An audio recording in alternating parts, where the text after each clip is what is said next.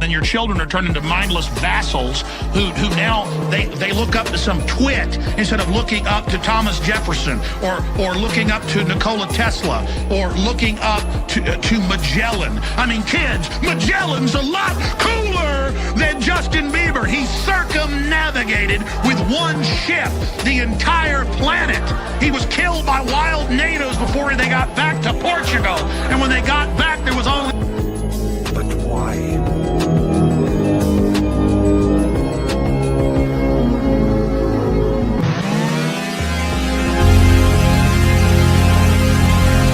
22 million dollars in 3 fucking hours!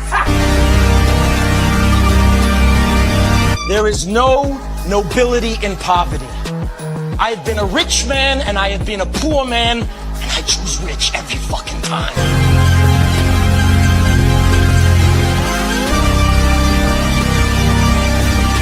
The real question is this: was all this legal? Absolutely fucking not.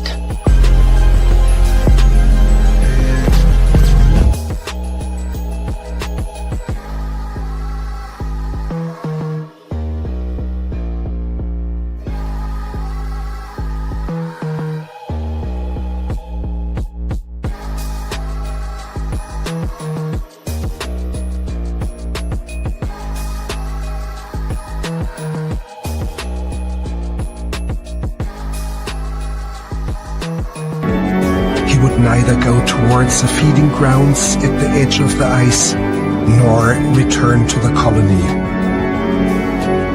Shortly afterwards, we saw him heading straight towards the mountains, some 70 kilometers away.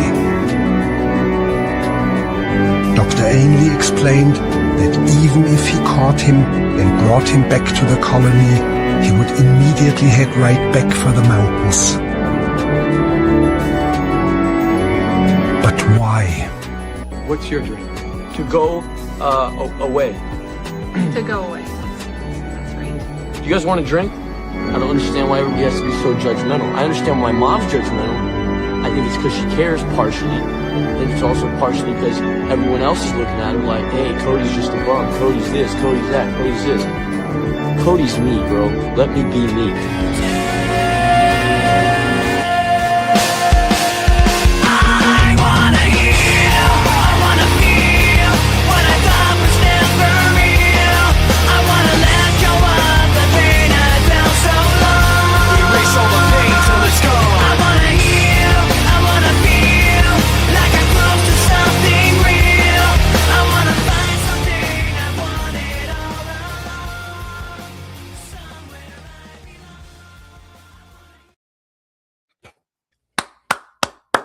Let's go, baby. Big the day music for the monkeys. Every day. The music. I get to listen to a little Linkin Park every day. Dude, and you know what? Just something about that Meteora album from Linkin Park lining up with the show sponsor, Meteora, man. Guys, we got a really, really fun show today. We got Realms coming on, and mainly the MonkeDAO demo day. Lots going on. We got to talk with MonkeDAO. They spun up a fund recently. They're doing a lot in Miami for Accelerate.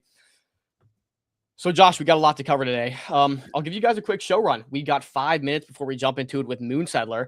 He's going to give us the rundown on MonkeDAO and kind of the thoughts for today and their new kind of vertical here with their venture arm, I guess you could call it. So we're going to get all that information and cover a bunch of the people that MonkeDAO has been supporting, kind of incumbents, the first incumbents for them. So super cool. Guys, we typically have a show flow for these demo days, and we're going to try to cover all the important things, everything you want to know as someone looking at these companies, looking at these projects, to get a better understanding of what they offer, who they are, and I'll walk you through those questions. So firstly, we're going to go over the background. And of course, these are 30-minute segments. We're kind of rapid firing through these. So starting with background, and then we're going to move on to the product and the target audience that they're kind of looking to reach with this. Of course, the TAM, we need to understand the total addressable market here and maybe the size of the market. Companies' economics, how are they going to make money, right? We want to know how they make money. We want to know about their go-to-market. What's their strategy for getting this out there, getting users, right? You can have the best product, but with no users and no marketing strategy, well, you're high and dry. So, and then as well, we're going to get a little sneaky token tie-in. Do they have a token? What's the point of the token? as well as, of course, their roadmap / vision going into the future. And then I think we're going to get a question from Moon Settler that we're going to ask all of them as well. So we'll have like an honorary guest question. Nonetheless, 4 or 5 minutes before we kick this off, Josh, been some exciting stuff going on in the markets. It looks like Drift just got the Tether bailout, which is nice. We're going to cover some news after the show.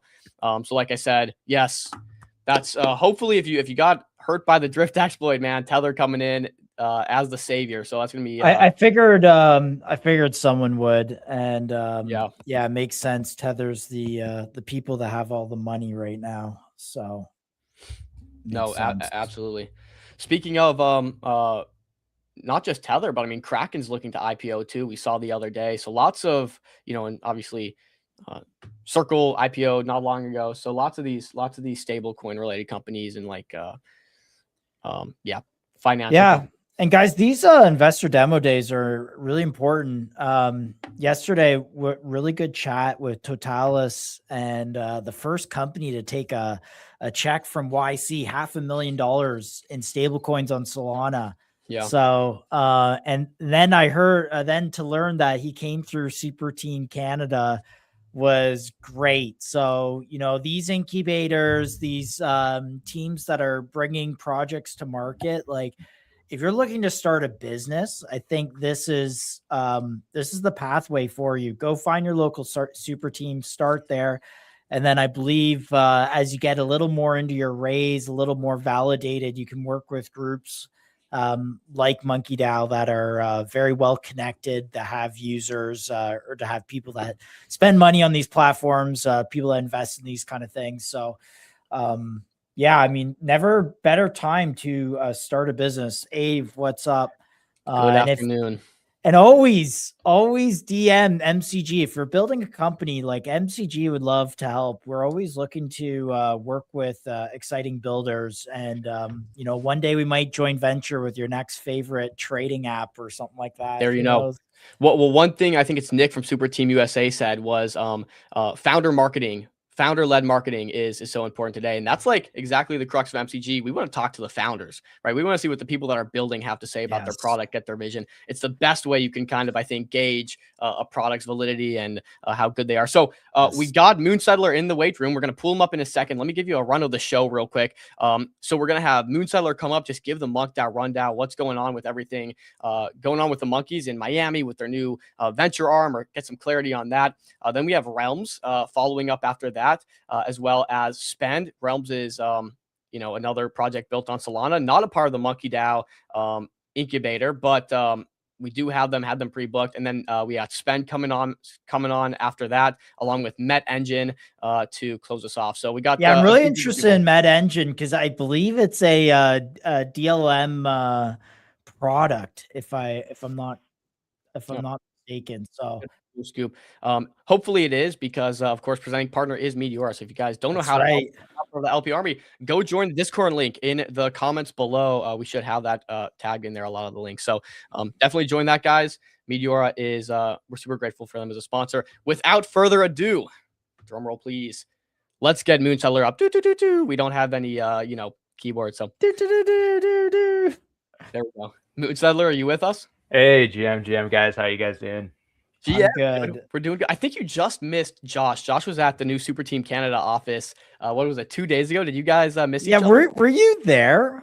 I'm not. I'm out on the West Coast at the moment. I will be there post Miami though for the demo days and the roast sessions and everything they have to kind of wrap up the Coliseum there. But gotcha. Yeah, I there this week. I heard that you were running a workshop, so maybe you remoted in. I don't know, but I did meet Simon, which was really cool. So yeah. Yeah, I was pretty excited. When was it? Yesterday? No, 2 days ago. Did a product scaling workshop for the Super Team Canada. There we go. There we go. Yeah, I wanted to join that, but I, had a lot of work to do. But I think, like, honestly, first impression, I mean, I'm not hacking in the thing specifically, but I have to say Super Team is like A+, a great way to launch a business, to build a crypto business, to network with people. And especially in Toronto, they have this huge, space. There's free food and stuff like that. So I just encourage everyone to go seek out your local one, whether it be Miami, New York, Toronto, etc., and go join these communities. So a great way to find a co-founder, build a business, all this kind of stuff. Yeah, definitely. And Super Team Canada, the nice thing is if you are in Canada, they obviously have the main office in Toronto there, and they also have Friday Vibe workstations both out in Vancouver and Montreal. So if you're ever around there, usually on Fridays, I think the Super Team Toronto is open a few more days a week to members, and then I think on Friday it's general open. So if you're in Solana curious, yeah, that's definitely the right place to go. And I think for the next 2 weeks, 24 hours, the office is open. They're doing the whole Coliseum run up and everything like that. So yeah, no, definitely super exciting. And like you said, What's the difference between Coliseum and the Super Team kind of structure?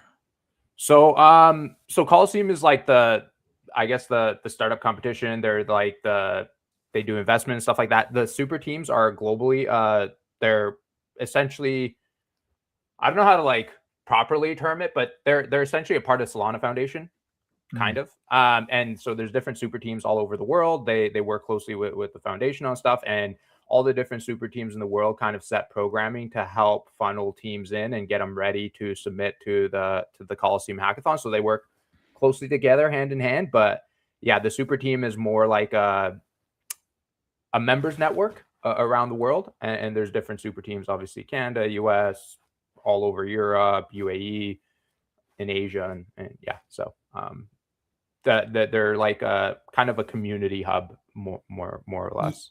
Yeah, to wrap the super team convo, and I'm not sure how much, we asked the gentleman from Totalis who went viral for his YC $500,000 check that he took in stable coins on Solana.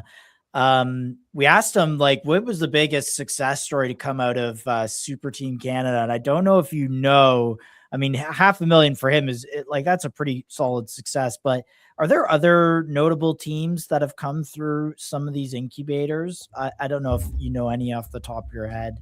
So Super Team isn't really like a incubator. It's more so like a collection of members who are startup founders or like Solana adjacent projects within the ecosystem as part of the membership group in Super Team Canada. So the reason I can talk about it, I myself am a member, but members also include guys from Rocky or Chris from Titan.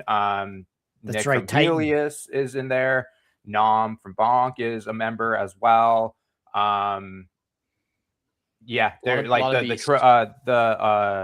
Tensor guys, a lot of like really prominent Solana startups or companies have members within the community there. So yeah, awesome. Good little recap. A power network of members on Solana. Yeah. Absolutely. Well, this is MonkeDAO time, so we're not gonna talk too much more about the super team, but let's get to what you guys are working on. There's a lot going on. I think most recently we saw this Nova Venture arm that you guys are kind of heading up here. Can you just talk us through what exactly this is and what it means for MonkeDAO? And I guess we'll just go back after this and just get a recap of what MonkeDAO is for the people that are unaware.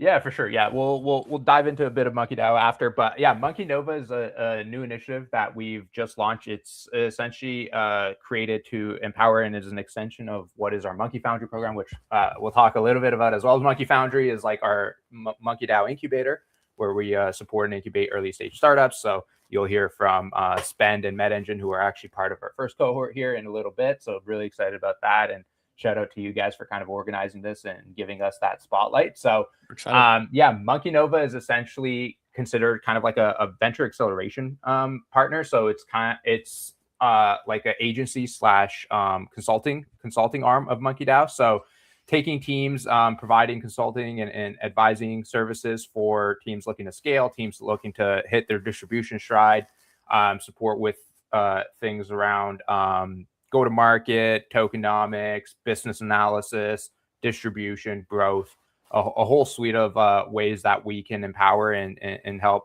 teams within the ecosystem find their stride and take them to that next level. And we just announced this 2 days ago. So really excited about it. have already seen a ton of applications come in. So clearly there's a lot of eager builders within the ecosystem looking for some support and some services that we can offer. It obviously taps into our broader MonkeDAO network of what we have to offer when it comes to the members in our community, adjacent projects, helping connect teams with the right support systems within the network, tapping into the MonkeDAO distribution network.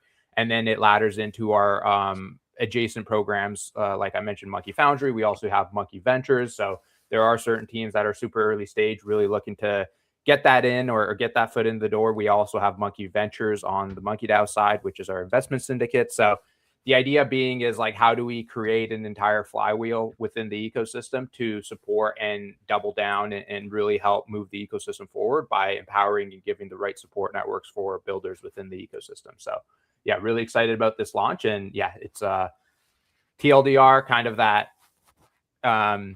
early stage advising or consulting agency. If you're a service provider or someone who does stuff, I mean, we do content, but like, how do you, outside of the founder side, so the other side of the equation is people who help these teams, what does it look like for them to get involved in case anyone's on here and says, oh, I have a unique skill set, I might be able to help a team or two? Yeah, so that's actually a great point that you bring up. So this program is, I want to give a shout out because it's going to be led by Hot Sauce and Bricks. I don't know if you guys have seen them on Twitter. We can probably pull up their post in a little bit here. But if you are a partner looking to get connected with us, reach out to myself, reach out to Hot Sauce, Bricks, or Jamie. If you are someone looking to contribute in different ways, we are taking on, obviously, in directions when it comes to like business analysis, like designers, helping with like design systems, all sorts of things, that there's going to be open roles adjacent to the teams that we bring in and support. So different teams will have kind of custom curated solutions that we provide with them, and we'll pair them with the right provider. So if you are eager, looking for ways to get involved and have some services that you feel would be of value and can help teams, we would definitely love to get in touch with you and really build up that roster. Can you tell me, Moonteller, why something like this is important? We're kind of at like in this little lull of the markets, bear market, but there's still really great builders out there. When you guys were kind of cooking this up in the background, what made you say, okay, we need something like this out there, and this is important to the market? Yeah, for us, like like you said, there's still, although there's a lull in the market, I think there's no better time than to be building at the moment. There's still a ton of opportunity. The reason we created this program is we saw that there was an opportunity where we can take builders and take them to that next level. Like, there's a lot of great ideas, a lot of great projects and concepts being built out there, but sometimes a lot of teams struggle with like go-to-market or growth strategies. And if we can just be that extra support network to help these builders get to that next level, that's really what we want to empower. And we've noticed and had a ton of conversations with builders in our own community and identifying areas of opportunity and how we can really support the entire ecosystem and taking the network forward. And these were opportunities identified just in conversations and just like in ways that we can, really lend what MonkeDAO has built, the foundation that we've been built on, and extend that and stretch that to the broader Web3 ecosystem as a whole, I guess you can say. Well, we're excited to talk to a few of your incumbents. When we do these demo days, typically we like to get like an honorary question. We've kind of talked through the line. We're going to talk about background, product, TAM, companies, go to market, companies economics, token tie, and roadmap. If I could add one question, an honorary question from yourself to ask each one of these teams, what would that be? I didn't think about this. Give me a second. Then I'll give you time to think about it. And I guess I'll redo this question and ask, what do you guys look for, I think, when it comes to these incumbents? And we're going to talk to a few, so I guess we'll get a better idea today. But like, what's something that jumps out to you guys that makes you interested to think, hey, we want to help accelerate this company? These incubations, not incumbents. No, am I saying that wrong? Yeah. No, you're good. You're good. No, you're good. Yeah, I mean, for us, the biggest thing we look for is we obviously want to see eager and hungry builders. I think at the end of the day, we know that in early stage startups, a lot of teams are going to pivot from their initial ideas or pivot on their initial ideas. we want to see that a team has the right foundation to be a startup builder. There's a lot of good devs. There's a lot of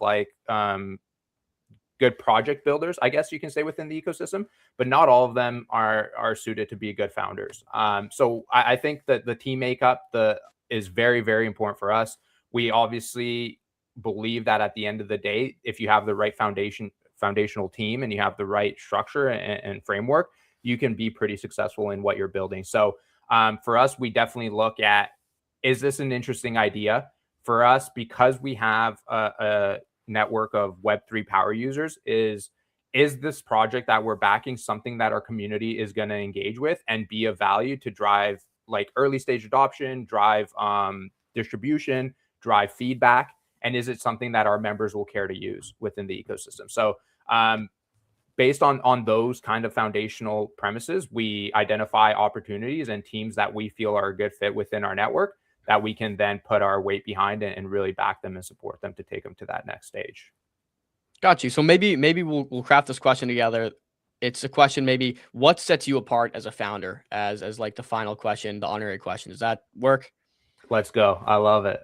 Okay, that's the Moon Settler special today. But we got a bit ahead of ourselves. I got the website pulled up for MonkeDAO.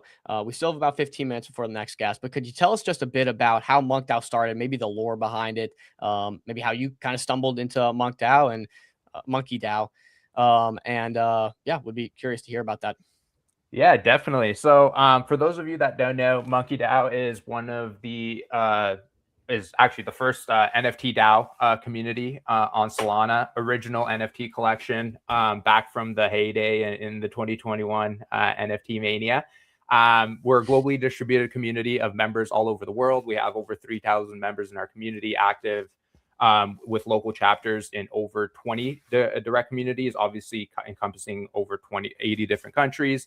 And what we do is essentially create a foundation and a network for our members to connect with each other, passionate people who share the same interests within the Solana ecosystem, and really kind of making sure that we drive forward a space and a community, a country club, if you want to call it, a Web3 country club, that really takes everything that the community has to offer to the next level. So yeah, NFT collection, been around for a while. If you've been on Solana, you've definitely seen our monkeys everywhere. We have two collections, a Gen 2 and a Gen 3.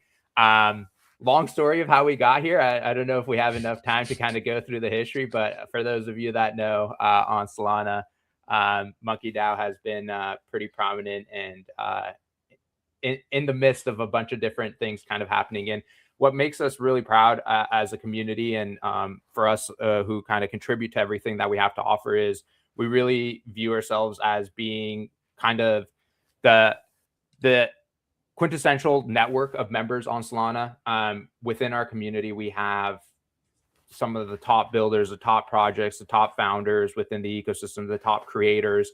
And what we look to do is, how do we create a space where all these individuals can thrive as they kind of go on their Web3 journey.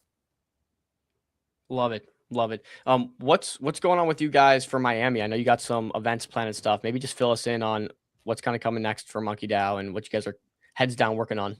Yeah, definitely. So if you are going to be in Miami on May 4th, we are doing a MonkeFoundry X Solana demo day. So we are taking and putting together a platform for early stage builders, not only within MonkeDAO and the MonkeFoundry ecosystem, but within Solana as a whole, to put them into a room filled with investors and investors and ecosystem partners from within the community, to have an opportunity up to 5 minutes to pitch on what you're building, look to create those connections, and help teams have the right foundation to kind of take that next stage. Will be happening at the lab in Miami alongside Consumer Day. So it will be all in the same space, different kind of venues, I guess you can say, but within the same building. So if you are going to be there, going to be doing that, early stage teams pitching. We'll have like a social networking mixer as well for teams to mingle, have conversations, and interact with the investors that are participating and will be attending the event. So essentially creating that framework and having that platform for teams to one pitch to investors, and then connect and have those intimate conversations that really matter at an early stage with teams. And we are also separate side event we'll be releasing. We also do members only meetups or like connections as well. We will obviously have one in Miami. So if you will be there, there will be a members only brunch as well that we're doing on the 6th as well. So everywhere we go, whenever there's these big conferences and events we always have like member specific events, but then we also do events like example, the demo day, where we can contribute back to the community and also the ecosystem as a whole to really take that next step to growing. I'm requesting to join right now. So if you go to the next tweet underneath it, guys, in the replies is the Luma. Sweet. There we go. Yeah. Oh, yeah. Great call out. There's a Luma there. Sign up. In addition, the third tweet there is if you are an early stage team, we are closing applications next Tuesday. We've gotten a ton of applications, so it is very limited in terms of the spots and teams that will be selected. But if you are interested, you are a founder, you are building something, do feel free to apply. You have up until next Tuesday, and those applications will close for pitching teams.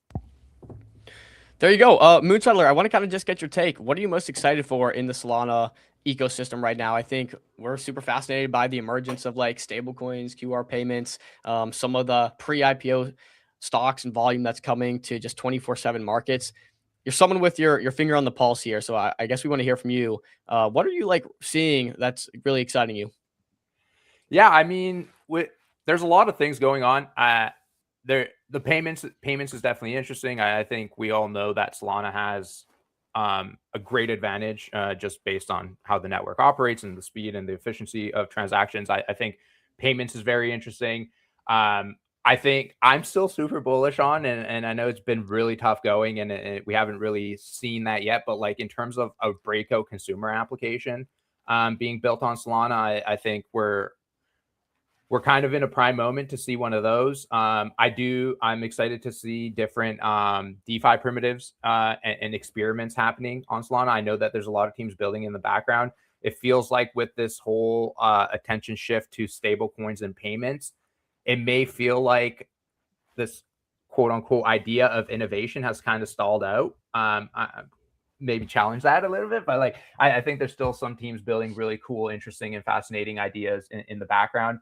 I'm super excited for what you guys will probably hear from like the Met Engine team and what they're building. They'll probably touch on some of their vault stuff, which I actually think is an amazing idea just in light of what's kind of recently happened with, the DeFi protocols and the Drift Hackathon, which is Drift Hack, which has been unfortunate. But yeah, just kind of really excited to see how products evolve. I'm still super excited and keeping a pulse on seeing anything interesting coming in the consumer space and popping up on that front. And yeah, I think there's obviously other solutions and things that I think will be huge on Solana, things around identity. I think the agentic stuff with NFTs is actually, I love NFTs. I know NFTs have taken a hit, but I'm still like an NFT maxi. So I'm actually very interested to see how NFTs and agents kind of grow as an idea, I guess you could say, or as concepts come to market on that. So there's so many cool things happening. It's really tough to kind of narrow down, but the whole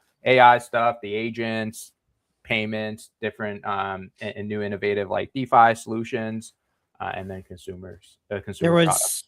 And as someone who's a multi-cycler going back to a decade here in crypto, this lull is pretty active. I mean, there was a tweet I saw yesterday that there was over $1 trillion of, I don't know if you want to call it economic activity, GDP, whatever, on Solana.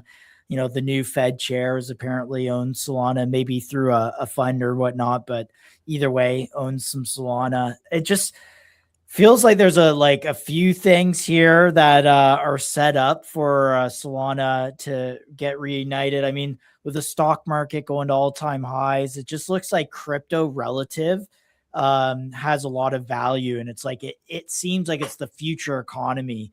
I don't know if that's what gets you excited or if you just see it as a place to transact and trade on different things, but yeah, I mean, I don't know if you have an overarching like thesis like that or vision of what Solana becomes. No, I agree with you. I don't think it becomes simply a space to transact. I actually think blockchain will be ingrained in pretty much every aspect of our lives going forward. Everything from identity, everything from like everything about you, all your data, everything I think will be built into the blockchain in certain ways. The way that you interact with brands and do whatever you do in your daily life with the introduction of agents on chain will be a key part. Like you said, I think it may seem quiet, but having seen other cycles, it's definitely not. And I mean, just like as a highlight, like we have super limited spots for our demo day, and we've already had over 250 investors sign up to attend, way over our capacity. So we obviously have to slim down, but like that is pretty impressive to see the caliber of investors that are looking to participate and attend our event. And are actively signing up and are actively looking to. So although they may not be loud on the timeline, they're there. They're clearly behind the scenes and still staying active, looking for those next builders. I've heard people say that grants are the new airdrop farming. Do you think we just have a ton more builders because of vibe coding and we're just seeing so much activity go to these hackathons? I don't know. Maybe I just wasn't tapped in enough, but I feel like now we have so much more like fervor and interest in participating in these hackathons than we did even a year ago. Oh, 100%. I think we're going to see an absolute flood of vibe coded solutions and products. And I think this goes back to why I feel like what the super team is doing, what we're doing with Monkey Nova and MonkeFoundry is so important is when you have like this absolute flood of ideas and anybody can take any concept and turn it into like a proof of work or like a proof of concept in terms of a product, how you take that to the next level is really where we interject ourselves. Like, because so many ideas can be pitched, so many like vibe coded apps can be created. Anybody has the ability to do that. However, where people struggle and have long struggle is how to turn that into a real business and how to turn that into a real business on chain. That's where we see ourselves kind of fitting in, and the opportunity's never been greater because of all these vibe coded coding solutions and AIs and sort of stuff. It's like anybody can be a founder now and have these ideas, but how you take that and build it into an actual real business that can be backed by capital and get real users becomes a whole different debate and story. Ooh, I love that take, and I absolutely agree. And like I think that nails the prefix or the crux of why something like Nova is so important. You mentioned earlier breakout consumer products, and like you think we still have yet to see something like that on Solana. We had Taylor on, who's head of consumer at Solana now. Shout out Taylor. I'm sure you guys are in communications. What does it take? Like, what does it take to have that breakout consumer product? What does that even mean? Can you just give us an idea of like where your head's at for Nova and finding this breakout consumer product? And we got like 5 minutes for you.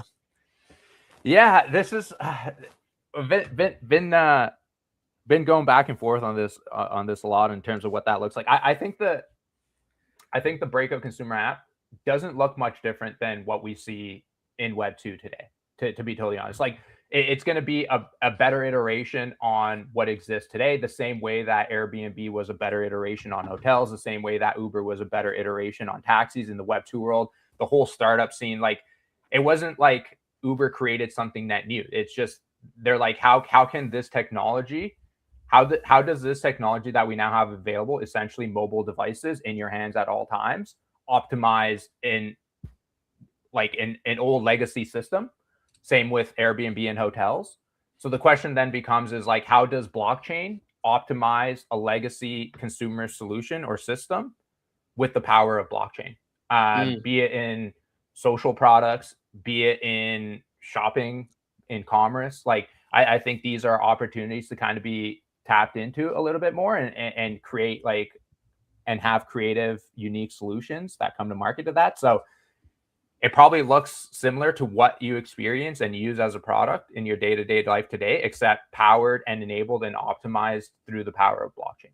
Just like those TikTok, Tom, you know what I'm talking about, the gifting thing, the gifting, and then I have no idea what this guy's talking about. Gifting, and then you do TikTok, like you do an action or something. A bit of reinventing the wheel going on, I think, is the idea. No, I totally agree. I think, you know, it's weird. We've kind of seen this shift, and I think it comes with just general consensus that people are starting to like come around to blockchain and maybe some of the recent developments we've had. But it's like, I think people have kind of separated crypto from blockchain a bit, and they've seen, okay, well, like prediction markets function really, really well using underlying blockchain, despite not having like a token tied to it. I think we're getting this kind of aha moment where it's like, oh, wait a minute, blockchains like actually breakout technology that's super, super valuable. And it doesn't always have to correlate with crypto or like crypto, some sort of shady scam, and you should stay away for it. It's only for criminals and stuff. It's like, we're starting to break away. And I think everyone's like, okay, wait a minute, blockchain is super valuable for what it is. Are you seeing that aha moment kind of happen to the people you've talked to? Yeah, definitely. And I think what the thing with blockchain is it does a lot of things that I think sometimes people gloss over or forget. When you think about operationally or like operationally running a business, blockchain optimizes everything you do on that front when it comes to payments, when it comes to all those sorts of things. In addition to that, it optimizes the way that you build data profiles and perspectives of customers. Like I think the power of blockchain in order to leverage blockchain to build personalized solutions has never been more powerful, especially with something like Solana, where you literally have the entire history of a user, what they do on chain, how they interact with products in order to create optimized solutions and products for those users, leveraging the entire like data profile that you're able to create on that user, where in Web 2, so much of that is fragmented across so many different platforms, ecosystems, brands, projects. As you build more businesses on a blockchain like Solana, you're able to now have a complete view of that profile or that wallet, that identity, to then create the most optimal solutions for that user. And I think that is a huge opportunity in terms of what we do. So there's obviously optimization with payments. There's optimization with data. I think data will be a huge thing in terms of creating unique and scalable and highly addictive, I guess you can say, products for end users that hasn't really been tapped into yet. Yeah, I've But always some like people are had talking this about that. dream that you'd be like in one consumer app and like you earn something or do something, and then you go to that builder's next consumer app and you can move your points and stuff over there. And it's just like, man, I think Google and Apple have they've slowly come around to enabling more blockchain native stuff in consumer apps, but we're getting there. But it's like, what's that obvious one you point to and be like, oh, scale to 1 million users? I guess Collector and Crip is a really good one, like 20 million weekly volume. We had them on a couple weeks ago and I was blown away by, here's trading cards, right? Obviously it's a marketplace. It's kind of financialized, but at the end of the day, it's non-crypto native financialization. It's trading cards. Exactly. And I think anyone can get behind trading cards. So that goes right back into Moonsettler's thesis of kind of reinventing the wheel. You have something that people already love: trading cards, Pokemon, One Piece, sports trading cards. And now we're putting it into a gotcha where I don't actually have to hold these physical cards. I can instantly sell them back. I think like that kind of nails your thesis on the head. It's like more of that. Yeah. Agreed. Yeah. And $20 million a week in volume is amazing. Incredible. That's what we want this to be for. Yeah. That's. I think that's actually on the very low end. I think it's like 20 mil. Yeah, I'm pretty sure it's day, higher I think. too. Yeah. But nonetheless, Moonsettler, that's our time. We could talk all day.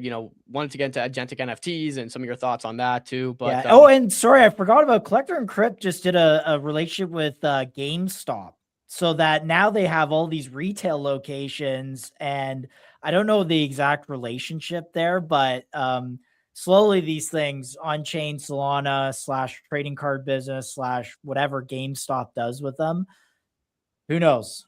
Yeah, super bullish on Collector Crip, also monkeys as well. So obviously really? Double bullish. Yeah, I mean, yeah, super bullish on what they're doing and everything that they got going on. But yeah, can you give us like a 1-minute lore on that real quick? I don't know really like what lore. I guess the founder is a monkey member, and so we had the opportunity to meet him a few times and nice. What they're doing, and who knows what we'll do potentially in the future together more. Well, we love they'll be in Miami.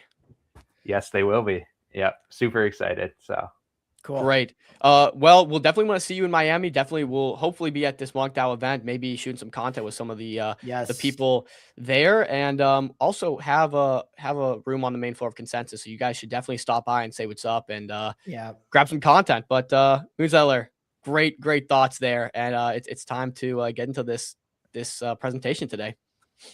Amazing. Really appreciate you guys. Thanks a lot for having me on, and yeah, excited for everything that you guys are going to do. And Appreciate you. Yeah, we'll chat more soon. I'm looking forward to seeing you guys in Miami, and Yes. we'll be in touch on a bunch of other stuff that we'll look to collab on as well. Cool. Sounds like a plan. Moonsettler, thanks so much. Peace. Thanks a lot, guys. Have a good one. Thank you. To the MCG crew that are listening here, go, if you're going to Miami, let us know, but also apply to the MonkeDAO thing. If you're coming in as an investor, great, or as a builder, let us know. If you're a friend of the show, we'll try and make sure your application gets approved. So, okay, just let us know. Well, we got Dean from Realms. So Realms is not a part of the MonkeDAO. We had them booked before we had this MonkeDAO thing booked, but they are building on Solana, and it looks like they're doing some really cool stuff. So we're going to get into Realms. Then we got the rest of the MonkeDAO stuff shortly after this. 30. We're banging through it. Without further ado, man, look at this. 500 million in TVL. Woo! 4,000 plus organizations created, 30 protocols. That's all I need to say to get a little bit excited. Dean, are you with us here, bud? Yeah. Hey, how's it going, guys? Good. It's going great. What a wonderful Thursday. We're excited to get into it. Dean, how have you been? I've been great, brother. And it was nice seeing Moonsettler. We actually work with MonkeDAO as well. Realms has been the home to MonkeDAO since the beginning. What? All right. Yeah. Well, then it's perfect. Yeah. If we had organized just a bit more, I'm sure we could have cross-pollinated, marketed everything.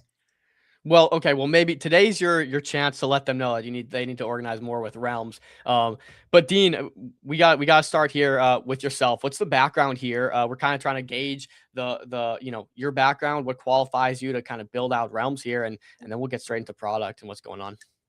Yeah. So I've been in Solana since like the beginning, when I was part of the Cope airdrop. I don't know how OG you guys might be on Solana, but there was this Discord once upon a time that if you were in it, you got like $12,000 worth of Cope just by being in it. Kin, I don't know if you know Kin or Kick, the good Kin days. Ecosystem when they migrated to Solana 2019. Yes, I was there. Man, that was when you could go and do social activities to get airdrops, right? It was before even farming like on chain was a big like indicator of how much you're gonna get. Crazy.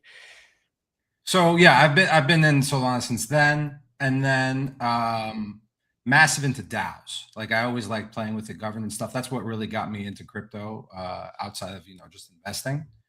And there was a tool that Solana Labs built called Realms, which is now what we run. So Solana built it, and then as part of spinning out different operations, like you guys mentioned like Coliseum, right? That used to be the hackathons that Solana ran. Now Coliseum does it.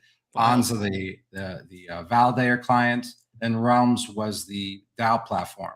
So that TVL, that 500 million, like that, a lot of that is the work that Solana Labs has done. Jito runs on it, Marinade runs on it, Metaplex, Bonk, like a lot of the largest DAOs on Solana are on Realms. And because I was one of the biggest users, they asked me if I would be interested in running it with me and my team. I've got a lot of people that have worked across the ecosystem. I'm with Adrian from Mango. We've got Ukarsh, who built one of the most important Cordelia that was able to be like Squads X, let people do executions from multi-sig. We got Whale's Friend and Taki Soul from Athens DAO and Island DAO and Grape. So yeah, a lot of DAOing experience. That's some crazy lore. I mean, a true Solana OG here. I had no idea that Solana even kind of originated the Coliseum stuff and the Realm stuff. So this is awesome news. What is Realms? Give us like the high level overview of what it is and why DAOs are so special to you. Yeah. So on Ethereum, you've got two different platforms. One is Gnosis Safe. That's your multi-sig, kind of like Squads. And then you've got Snapshot, which lets people use their tokens to communicate how they want to vote on something. Realms is both in one platform. So if you want to have a vote using your token and have it control assets, either move funds or upgrade a program, you're going to use Realms. So Realms is the only way you can really have a decentralized token protocol on Solana. Got you. Decentralized token protocols. And you're working with a ton of sick teams to do this. Give me a better idea of like specifically the verticals you guys are focused on, or is it just a super wide net that you guys kind of cast? Well, so the only, like, the most important solution set is for something that needs to be decentralized. So if there was like a Thanos moment and everybody disappeared, like all these teams left, if Jito team just disappeared, Metaplex team disappeared, the token holders could take control of the program and the treasury. That's only possible if you're using Realms on Solana.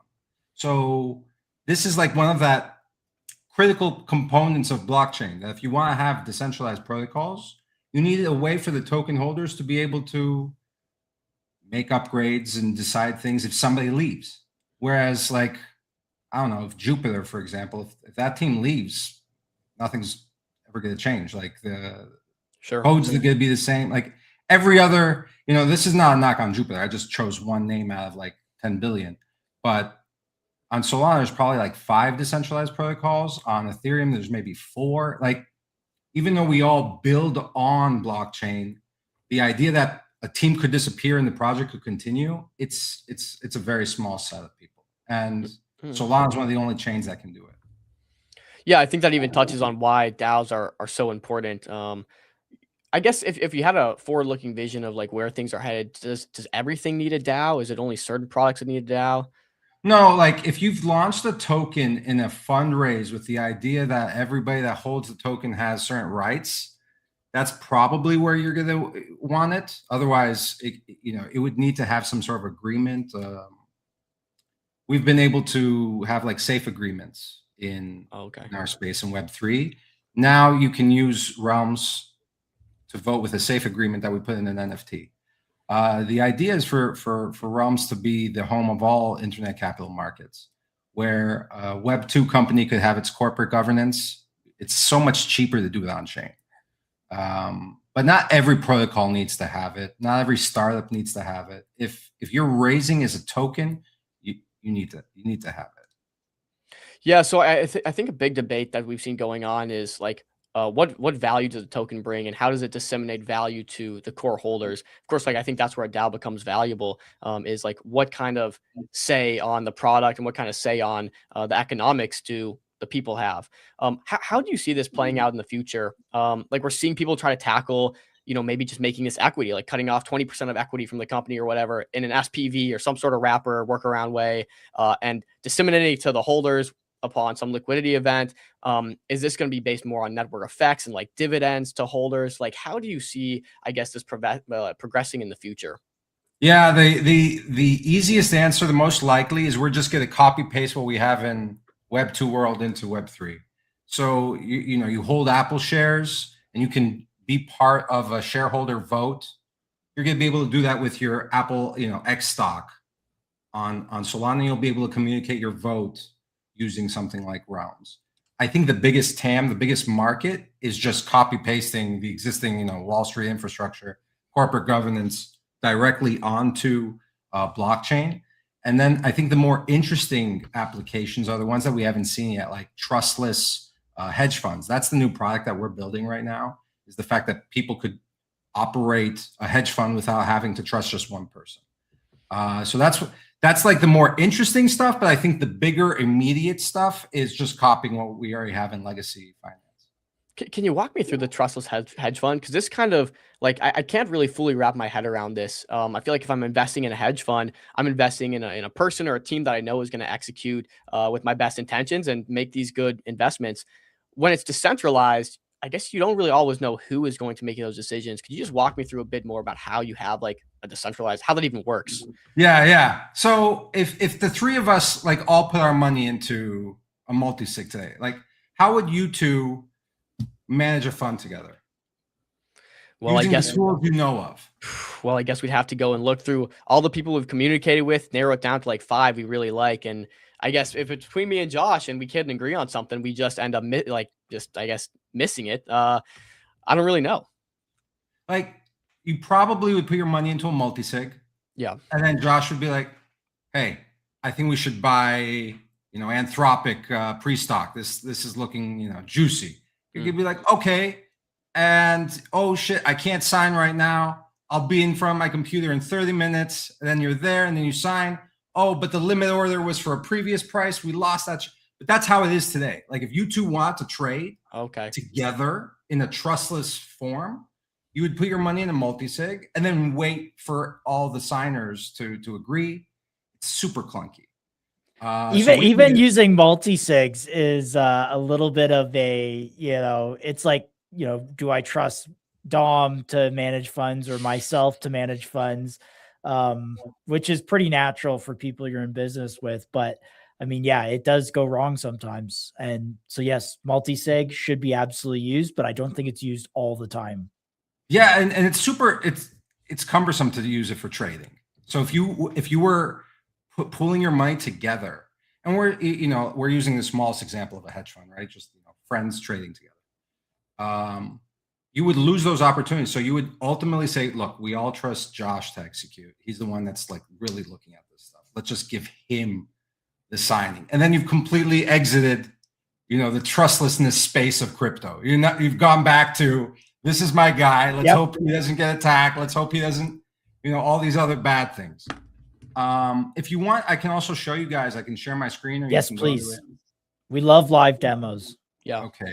Let me see how to do this because I haven't done it from stream.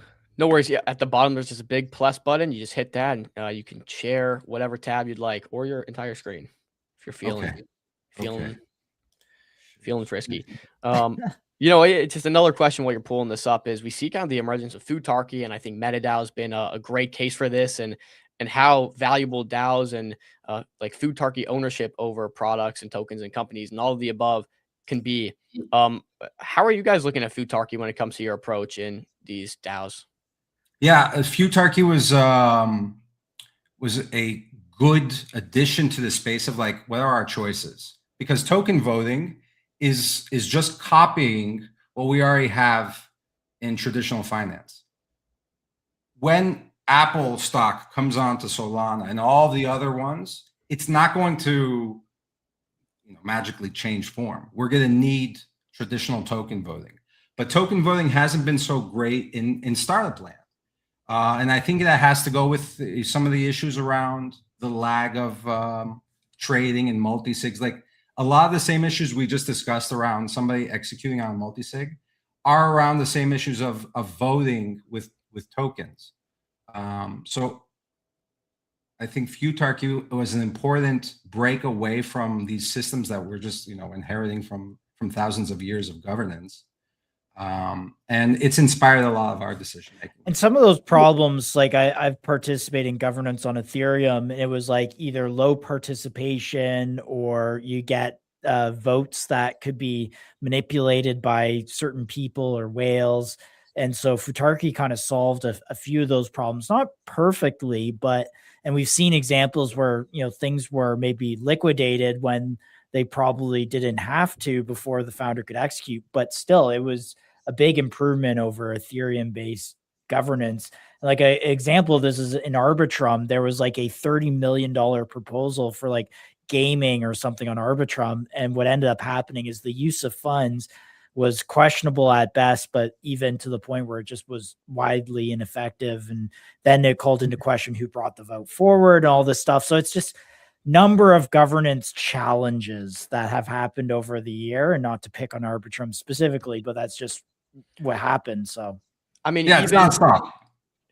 Even Arbitrum's an upgrade from Ethereum, but I think Solana kind of seems to have been like the winner with DAOs. Like, I mean, Ethereum, no one wanted to spend $10, $20, $100 in gas to, add to their vote. It just didn't make economic sense. And I think like Solana kind of flipped the script a little bit in that. You got your screen pulled up. If you could even zoom in, I think that would be much appreciated. But walk me through what we're looking at.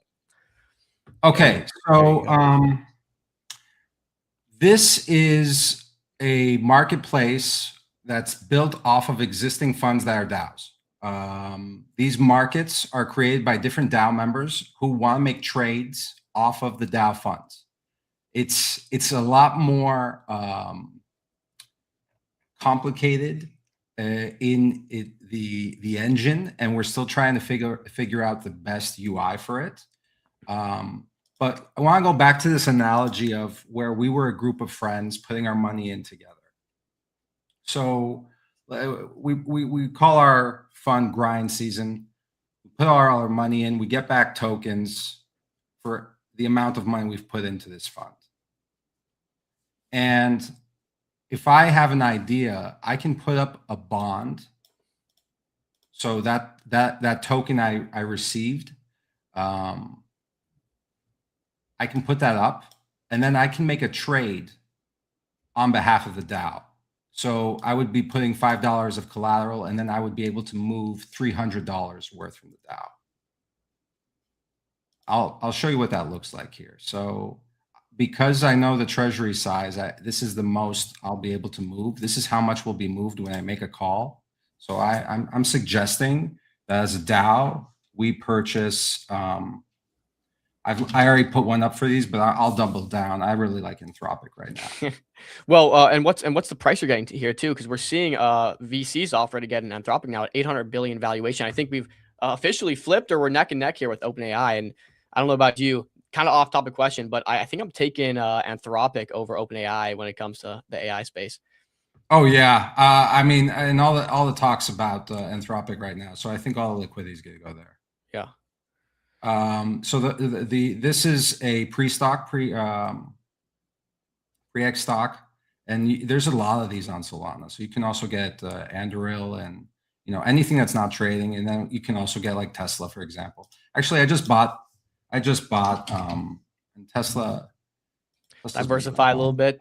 Yeah, I just bought some. So what's going to happen is by making a call, I am going to access the funds that we had collectively together. We've agreed on a risk threshold that like one of us on his own can move up to 1% of the treasury. So that's all baked in here. That's all decided on a different screen. I'm going to click make the call, and that lets me actually trade funds directly from the treasury in exchange for this bond I'm putting. So I put $5.81 worth of our token, and that will move $300 worth of our treasury. So that's already been in place. Now there's a separate market where anyone can bet if this is going to be a good trade or not. So it's kind of like a decentralized prediction market that's powering a prop fund. Got you. Yeah. So you have who's like, now this is just one of your offerings, but who's the proprietary trading fund on the back end? And is this prop fund putting these trades on their A book or B book? I mean, there's a lot of complexities in the prop fund world, but we don't need to dig too much into that. But like, who is this is all a regular swap. So it's just going through Jupiter or Cabana. Like it's just being routed through whatever is the best router. Yeah. And are you guys profitable on this? So right now we're not taking anything off of it, but we've run a few of these. 5,000 P&L there. You're positive. Nice. On a 6,000 treasury, which would assume you start with like 1,000. And so this fund, all of the treasury was from trading fees. So the idea is that anybody can launch a token in this format. And traditionally, creator fees, the creator just takes them or they use them for buybacks. This is now a third option for creator fees, which is all the holders trade them together, and they get to vote on different risk parameters. I feel like the average trader of the coins I'm in is probably not a great trader. I'd probably go on the opposite side. I'd probably be voting a lot of no's on the trades that these guys take. So what does that do? Do the no's kind of hedge the market at all on these trades, or? So like, we're very early in like unlocking what this space is, and I think that's one of the cool things about Futarchy and people that are innovating, right? That's like, wow, this is a whole new design space. This is the first time we figured out how a group of people can trade a collective fund together. Like this solves the problem of how can I make a trade when I'm waiting for everybody to sign? Well, now you can do that, and if you're right, you're going to get back that bond. Plus, you're going to get some profit. I don't know if I explained that part. That was probably one of the most important parts. I'm going to get 15% of the profit from this trade. So that's my incentive now as a DAO member. All of a sudden, as a DAO member, I can do things with these funds. Like Bonk has $27 million worth in their DAO, but as a Bonk holder, I can't propose something like unilaterally and put up my bond as a risk, my Bonk as a bond risk.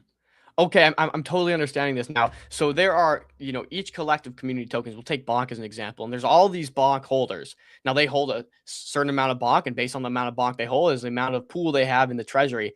Well, now let's say there's a $10 million treasury for the Bonk community, and these guys can now trade it back and forth. Now, in order to make a trade of the treasury based on how much you hold, you have to put up some of your own capital, some of your own risk, to show that you're acting maybe in good faith and not just trying to hurt the ecosystem.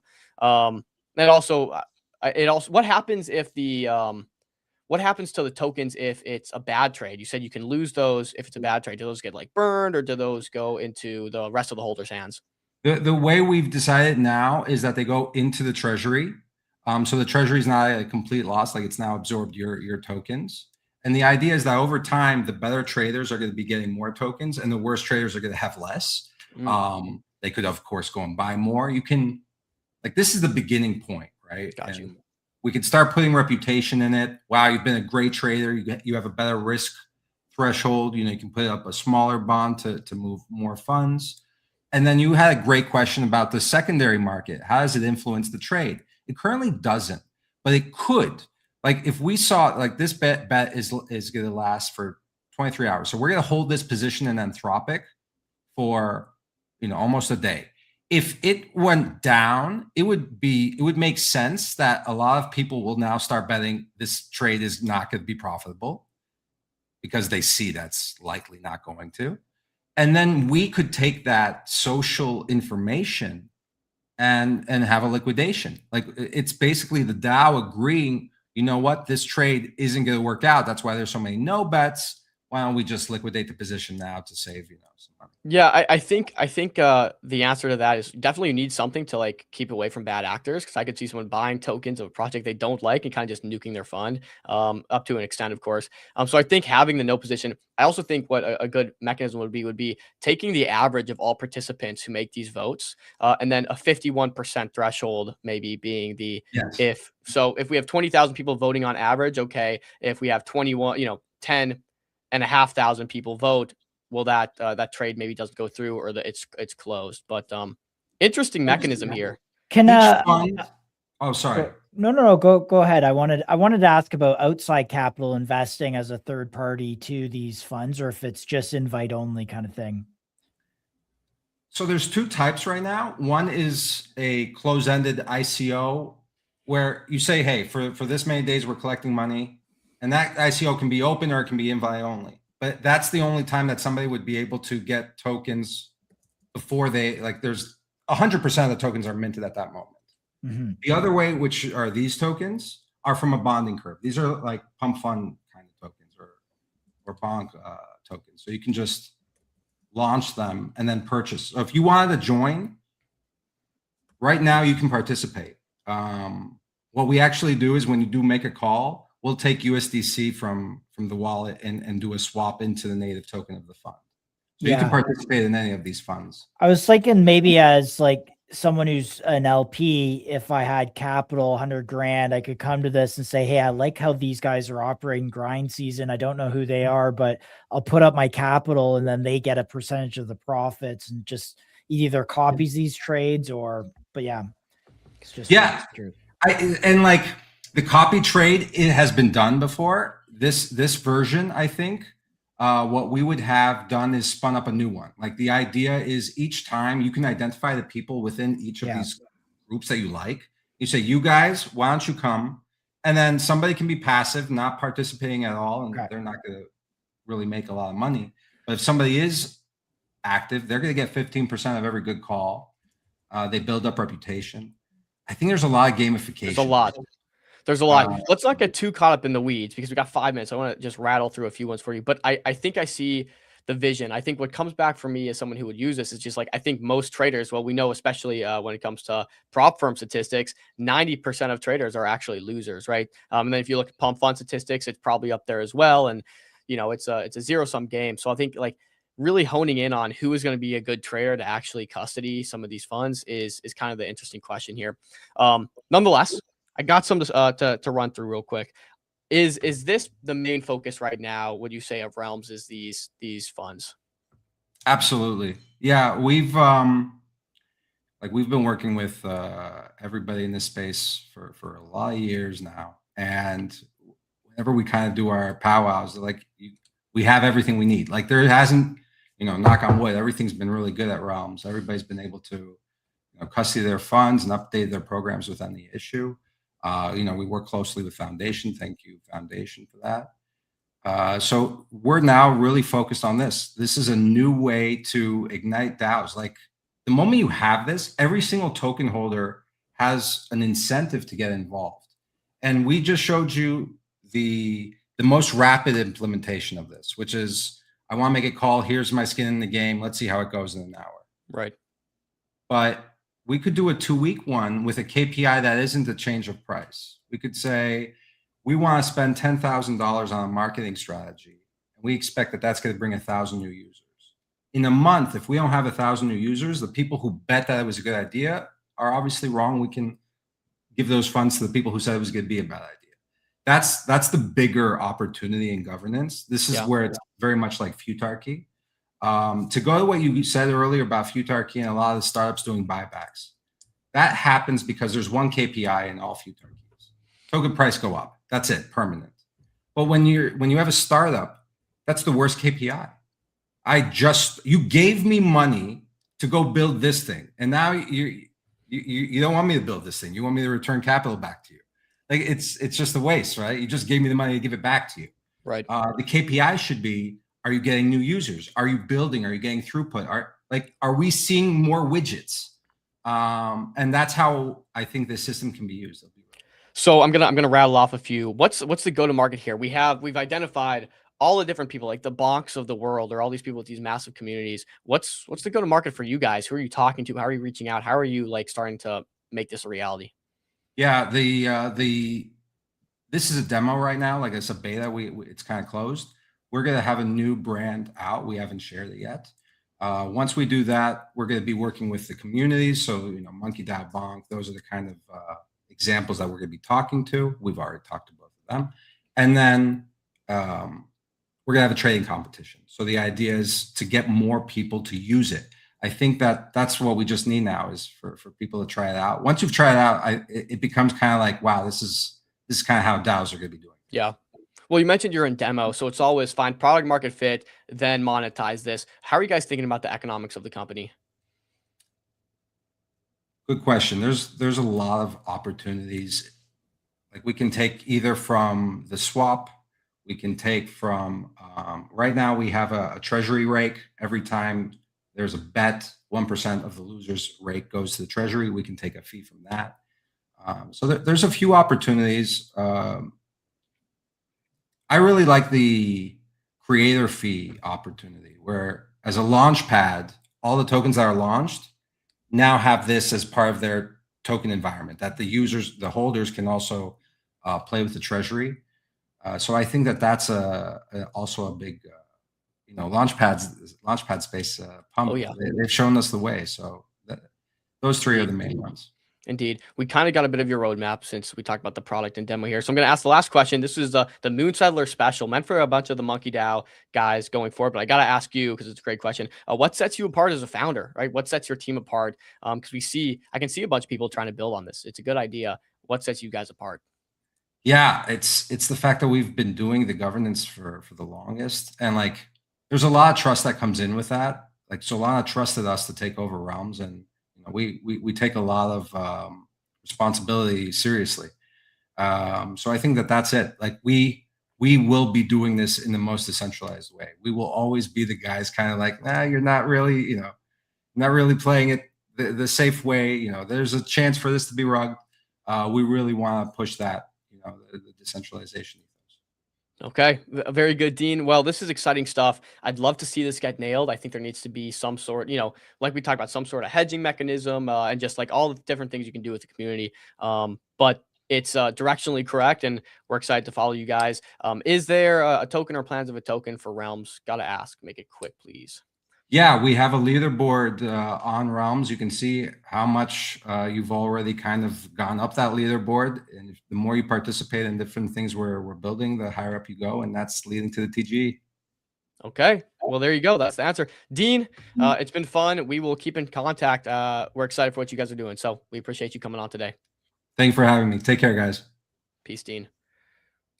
Awesome. And I think we just got a recap at the end of the show because we're going straight into our next one with Spend. And just remember, guys, if you want to trade any of these tokens, Trojan.com is the best place to do it. You can scan the QR code in the bottom left corner or find us at Trojan.com/@MCG. Best cash back in the game. That's 45% cash back. With that being said, we have Spends at 1:30. Just so you know, we have 30 minutes. Oh, do we? Yeah, we do. Okay, well, we got them in the weight room. If all good. Yeah, he's been streaming, so if he pops on, great. But just Oh, I mean, there he is. Let's do it. Maybe we got some extra time then. Kenton, he's a champ. He's coming on early. I guess we are poor at planning here. Do you wanna come on 30 minutes early? Yeah. Oh, this is fine. Cool. We'll just shoot the shit. The mountain hat there. Look at that. Oh, and the mountain tattoo right here. This guy's committed. You got to rep. I got this in the MonkeDAO office. Oh, whoa, wrong face here. Here, let's see the tattoo. There oh, you did that at the recent hackathon. Yeah, at the last in February. At MonkeDAO, yeah. So we had another person on who also got a tattoo at MonkeDAO. I'm trying to remember her name. What was her name? But yeah, she had on her arm. Was it Pauline? Yeah, I think it was. Yes, so she was building a banking app. We split. Yes, we split. Yes. Yeah, those are the homies. Those are my Frenchies. I love them. Yes, right. She is. That's right. The French girl. She came on, talked about We Split. They were doing I think a raise back then. But cool concept. Someone right after that session put like 20-30 grand into a raise or something. She was like, "Oh, that's great." I don't know if she ever closed it out though. The markets. I mean, this was like unfortunately not. That was like the beginning of all the shit, you know. Yeah. So yeah, no, unfortunately, it didn't go through. Oh, that's what we were telling her. It was literally, like you said, at the worst time. It's like we want to see this, but just no one is putting money towards ICOs right now. I think we're kind of getting out of that. But nonetheless, Kenton, who are you? Obviously, a MonkeDAO believer, a monkey friend of the monkeys. Like, who is Kenton? Yeah. Well, first of all, like, I'm a husband and father of 4. And my wife is an artist in Solana. And my best friend, Josh Pichardo, he's my co-founder. He's been in Web3 forever. And so like between my wife and him, they like just dragged my ass into Web3. But before that, I've been an iOS engineer for the last like 10 years. And I've built for Realtor.com and Weight Watchers and shipped to millions of people and made cool things. And just hopped around from startup to startup. And eventually Josh was like, "Bro, let's just go build in Web3." Because it took him like 4 years to drag me into it. Because before I was like, "Bro, I got a job, I got kids, I don't have time for decentralizing anything. All right, just like you keep that over there." Same, by the way. Kids, job. I'm out here building a Solana crypto media company. It's craziness. Childless. It's insane, right? But yeah. So like after a while, he was like, "Bro, I got laid off in corporate." And he's like, "We can make money in hackathons. Like, let's just go do it." And like our first year into it, we won Solana Mobile Hackathon and we placed 5th in the last Coliseum hackathon for stablecoin track. I'm just a builder. I'm a builder. That's what I do. I enjoy building things. There we go. Tapping into the creative. Are you an engineer by like trade, or is this, by the way, vibe coding is amazing and we're picking it up? Yeah, no, I taught myself iOS engineering back in like 2018 and built an AI relationship assistant that helps you connect to your significant other and like remember important things and how to communicate with their love language, that type thing. I made that, and then when that came out, corporate companies were like, "Yo, come work for us. We would love to have you." Oh. And I met my wife, and she had 3 kids. And I was like, I guess I got to get a real job. And you So locked in yeah, the corporate route. yeah, I was locked in corporate from like 2020 up until like 2024. Yeah, you know, actually, with some credence to that app, it's kind of crazy how AI has like become an outlet for so many people, even for as like just yeah, just someone to talk to. It's wild. I'm not like AI pilled enough to the point where I'm asking it to like validate my feelings and stuff, but it's definitely like people are. It's a crazy question on just like where are we headed in terms of companionship. Everyone seeks, I think, feel like now more than ever, everyone wants like companionship feel, He and like they're only kind of asked going me to AI. validate his feelings on the show. That's it. That's right. That's what I got Josh for. It's I an might clone interesting Josh and route. put him in an AI. Yeah. Hey, there you go. There you go. Then you could have 2 of them on the show. That'd be terrible. One's already enough, dude. No, but to your point of the relationship stuff, like that stuff's crazy. That stuff's insane. People are like falling in love with their AIs, and what is life? I know. Crazy. Well, okay, that's some good lore. It brings us to spend today. Corporate layoffs start happening. Was this because of AI takeover? Anything, or do you care to comment on that? You don't have to. Oh, yeah, no, for sure. No, this was so I was working for a smaller startup. We were building apps for musicians and artists, and a place for them to like get off of Spotify and bring their community to their own app and have a social feed and all that type stuff. Pretty much like a private Instagram with a music player, right? So we were building that for artists and musicians, and like they ran out of money, but now they're like back up and going and Oh wow. and doing great. So it was a lot of fun. It was a lot of fun, and I got to build and learn a lot about consumer apps and what people like to see and how things should work. So that was super dope. Well, you guys are fortunate enough to be one of the few that MonkeDAO has taken under their wing in the early days. So you must have something pretty interesting. Can we talk a bit about Spend and what's going on there? Absolutely, absolutely. I have my pitch that we're going to be doing for demo day. If y'all would like to go through that. Well, this is a demo day, and we love pitches, so that would be a yes. Perfect. Because I also wanted to do a demo of our agentic shopping skill, but my agent decided to not work at all today, and I haven't had any time to figure that out. Oh man, dude, how do you punish an agent for not working? I'm just gonna unplug them. The worst. All right, here, let me throw your pitch up here. All right, that's the wrong screen. Let me share the right one real quick. My bad. No worries. Sometimes that can be a little dangerous, but you're good. Right, there we go. All right, this is the right one. Looks like the same one. It is, but it's the full screen version. It's not the entire browser. Copy. Right? Oh, okay, yeah. All right. Well, Kenton, the floor is yours. All right, cool. Hello, everyone. I am Kenton Cooley alongside my co-founder, Josh Pichardo. Over the last 6 months, we have been named Solana Mobile Hackathon Grand Champions, and we placed 5th in the Coliseum track for stablecoins and cypherpunk. Along the way, we got backed by some of the best organizations in the industry, such as MonkeDAO, Super Team Vulcan, and Soulflare. Together, we built Spend. And this is going to be interactive. We're going to be bumping in here. That's fine. That's fine. That's how we like it. As for Super Team Vulcan, is your co-founder, like, where are you guys based out of? Because I'm not catching any accent here. Oh, yeah. No, we're from Texas. We got adopted by the Vulcans. So as I mentioned, my wife is an artist in Solana. And she was making a comic, and she was going to be releasing it on D-Reader. It was Yosip's platform that was going to be for like digital comic books and art stuff. Yes, familiar. But right when she was going to release it, he was like, "Hey, we're shutting this down." And she was like, "Well, since you're shutting it down, my unemployed husband's building something real cool. You should take a look at." And so when he saw it, he like introduced us to the rest of the Vulcans, and like we're all best friends now.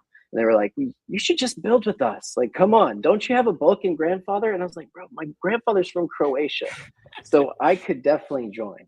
Right. And so they let me in. Love that. Shout out Josip, great builder. Shout out Josip. What a great guy. Before I interrupted, continue, please. Oh yeah. Okay. So together, JP and I, we made Spend that lets you buy anything with your stable coins. In the last couple of years, we've seen stable coin circulation grow over 200%, reaching like $350 billion. Yet holders lack easy ways to spend them. There are neobanks and crypto card startups popping up everywhere, but they're all geolocation locked, limited by KYC requirements. And crypto cards are getting banned all across Europe, Canada, and surrounding regions. Oh wait, can we double tap on that? Why are crypto cards getting banned in Europe, Canada, and surrounding regions? I mean, we've been highlighting this quite a bit on the show. It's just like the massive emergence of QR codes and like stablecoin cards. And I think a thesis of ours is like eventually all these currencies are going to divulge into one currency that's not like inflated and terrible currency. Not saying the US dollar is much better, but at least it is the leader right now. So like I see that vision. I didn't know that this was really happening. Can you walk me through why or where? Yeah. So like all across Germany, and like all around there, legislation and politics, they're banning it. And that's happening all around Europe. It's just like a politics thing. Canada just turned off anybody who had a CAST card, and or was it CAST or Qcoin as well? Like they're getting shut down everywhere. Wow. Mm-hmm. Did not know that. I know Revolut's pretty big in Europe, and I thought they were a bit ahead on this stablecoin stuff, ahead of the United States. I'm saying, but this is a bit of news to me. Yeah. It's affected some of our users that like we had a flood of Canadian users come in a couple months ago because they just had all their crypto cards turned off. So they turned to us to start spending their stables. Well, good for you guys, I guess, capturing that market. But continue. Right. Thank you. So Spend lets you buy directly from your wallet. No card, no bank, and no KYC. How it works is you browse the store, add items to your cart like normal, but you check out with USDC and real products get delivered to you. And so over the last 6 months, we've processed over 1,600 Amazon and eBay orders with a total volume of $160,000, and now it's probably around 170. And we have a 45% new user retention rate, and the early stage e-commerce benchmark is around 20 to 30%. So that's looking real great there. So let's tap on this real quick. This is looking real great. Month-on-month growth. Do you have anything on that? I don't want to like jump your thing here if it's coming up, but no, you're good. It's been great. Like right now, we're looking at like a steady 20% growth month over month. We had a huge spike in October when we released our mobile DApp on Solana Mobile. Like shit went crazy, and from there, it's just been like a steady upward climb. A Black Friday, Cyber Monday kind of pump. Right. Exactly. Okay, gotcha. And it's crazy because as we talked about earlier in February, when the market just decided to completely take a shit, it was our biggest month. And so even though the market was hurting and bleeding, people were still spending those stable coins. Wow. Okay, incredible. And just to understand how the product works, I'm on Amazon, I'm shopping, I add to cart, I'm about to check out. Is there a pop-up, kind of like Honey would pop up and say, here's your coupon codes, and it would never actually find you any coupon codes? Is this like a pop-up that just lets you check out through that, or how does that look? That's a great question. We'll talk about all the platforms that we have here in just a second, if you don't mind. All right. So that's our traction right now. And this is how Spend makes money. We have a tiered service fee. Right now, it is implemented only on our web app. And this is by order size. So the bigger your order, the lower percentage we take from the transaction fee. Shout out everyone. And also, we will be one of CastCard's first business partners. And with that, we'll be getting at least 5% cash back on all transactions. Now, you may ask, well, how does that work when they're getting banned everywhere? Well, they're not banned here, and we can still use those cards anywhere, right? So that works in our favor. Okay, so as in you are maybe the custodian, dare I say, and We're the yeah. merchant of record. Like when Spend buys something, we have official merchant accounts on eBay and Amazon. And so when we purchase something, we are buying it and we're just receiving crypto as payment. Mm. So Yeah, you we're guys like got DoorDash for Web3. got you, and you guys have kind of a couple tiers here. So you're double dipping a bit. You have the, you know, based on how much size you're taking a flat fee or a percentage of that. Then in addition, you're also getting the 5% cash back from Cast. Right. And our plan is as we go and as we grow in Good. volume, we want to lower this service fee to where the customer is not paying anything. But we need to make sure that the system is working and this process with Cast is going to be sufficient for us. Okay, that's fantastic. I mean, 5% cash back on all GMV coming through your platform is like that adds up quickly. It does. Okay. It does. Okay. You got me interested. All right. Year one projections. We are currently on this passive growth path without any incentivizations. We have a referral system, but it's not incentivized. We have a point system, but you can't do anything with the points right now. With our raise that we're starting with Seedplex very soon, like I think within a week, this is for private equity. We're not launching a token. We will use the majority of that to incentivize our flywheels and bring in more users. And with that, we believe we could hit this aggressive path, but definitely this moderate path as well. Okay, yeah, these numbers are great. I mean, perfect. Slideshow's been amazing, by the way. More on the private equity raise. Are you guys targeting angels? Are you targeting a lead investor? Kind of how are you thinking about that? Yeah, well, we already have like 70% of it verbally committed. And that is really just from top users of the platform and some friends. Like we haven't talked to partners. We haven't talked to like very many VCs about it. But we are planning on it really soon. Got you. Okay, thanks. So back to the 45% new user retention rate. Obviously, we want to turn that at like make it 100%, right? Ideally. With that, we're refining our entire system. The flow from how you shop to when you pay, and everything is refined and iterated. Funnels are smoother, flows are stickier. It all just works better. And this is coming for the web app, which you currently shop by copy and pasting your links from Amazon or eBay to build your cart. We have our Solana mobile DApp, where you can shop in these stores directly through our app, right? And you just add to your crypto cart and you could, there you go. Yes. And you can just check out through like 2 or 3 stores in one checkout and complete your order. And lastly, we are in the final stages of testing our browser extension that lets you shop on Amazon or on eBay through the browser without having to copy and paste your links from platform to platform. You just shop, connect your wallet, check out right there. Kenton lagged out right here as I was about to ask. Or is this me lagging? Yeah, no, that's South Florida. So you're good though. You're good now. Sorry I can't about see that. Kenton, so. Oh no, Dom, why don't you hop out and reset there? Yes, sorry about that, Kenton. It's no worries. You know, when you run a it's not a podcast. When you run a live show, it can glitch. I see Temu in there. What are the most popular, I guess, shopping venues? I would assume it's probably Amazon, but Temu's in there. Oh, Amazon by far. And I would like to mention this screenshot is a little older. We don't do Temu. Temu was a nightmare. I'm still trying to figure it out because I know a lot of my Balkan brothers and sisters would love to have Temu, but it's like they're hard. They're hard to work with. Amazon and eBay, which we just introduced eBay like a couple of weeks ago on the web app, and we're going to be dropping it on the mobile app. I think we have a new build right now ready to go out to Solana Mobile.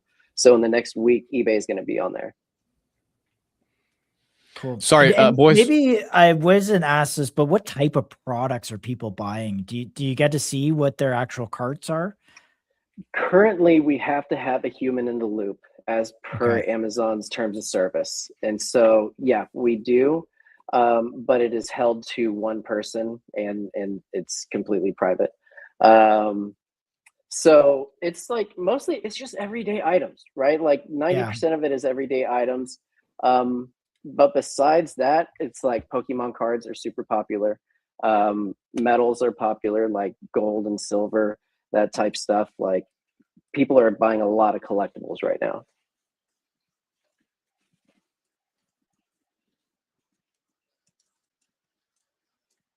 The Oh hobby no! Sorry.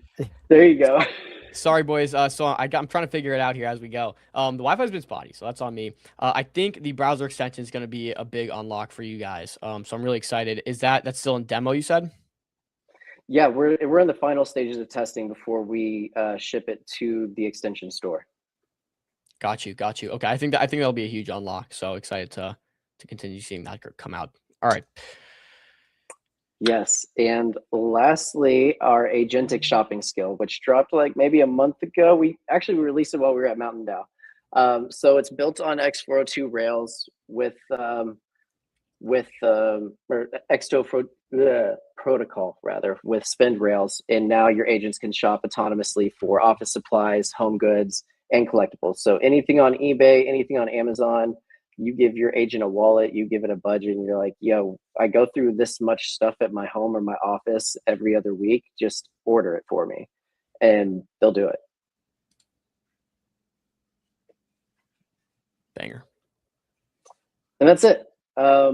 This QR code goes to our web app. If anybody hasn't tried it, give it a try. Let us know what you think. If you experience anything wrong with it, would love to hear it. We're always keen to iterate and fix things for users. And if you're interested in our private raise, you could also DM us on Telegram. Love it. I think that was a really compelling pitch, honestly. I think the numbers growth and users growing 20% month to month is very compelling. Let's get into some questions.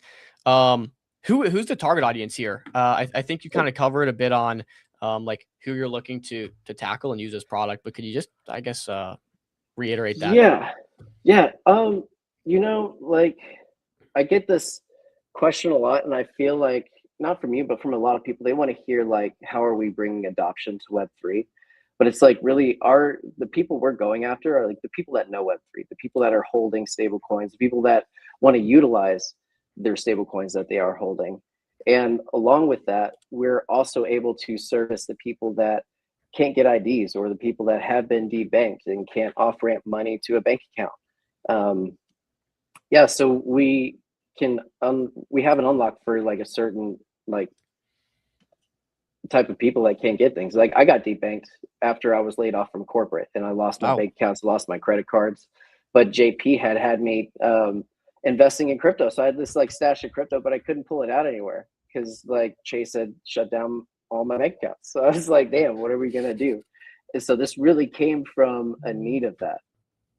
I've been debanked too before. Back in Wow. 2014 or 2015, I was trying to move money to Quadriga CX, which was a Canadian crypto exchange, where the founder famously like went to India for his like wedding or something and died, and then he had all the keys. It's crazy story. Like $2 billion lost, but when I went in the early days of crypto, like people would try and like send money to crypto exchanges, and then the banks would shut your account and you couldn't like pay your like mortgage or your lease or whatever if you're renting.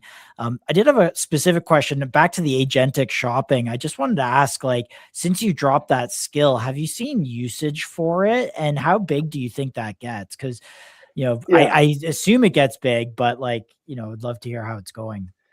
We've seen a bit of activity on it. We haven't done a whole lot of marketing or even really pushed a campaign for it yet.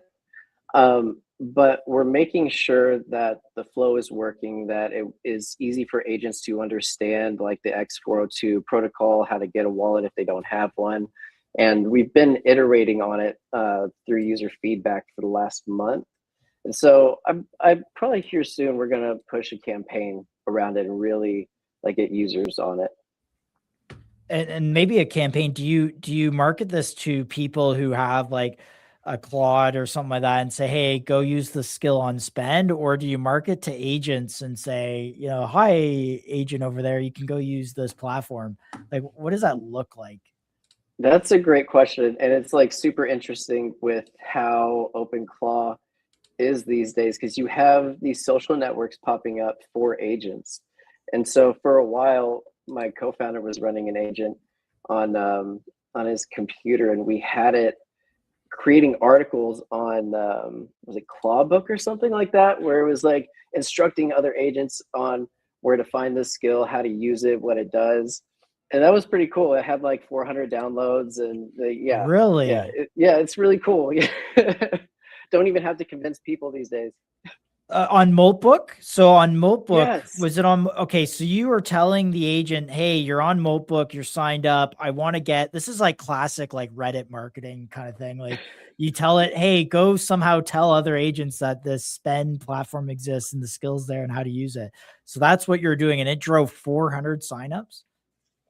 Not signups, but like downloads of the skill. Yeah. Of the skill. Got it. Yeah. I actually want to walk back to that debanked kind of story you guys both gave. You've both been debanked. I don't think people really realize how common it is for people to be debanked or not have access to United States markets and United States like consumer and retail.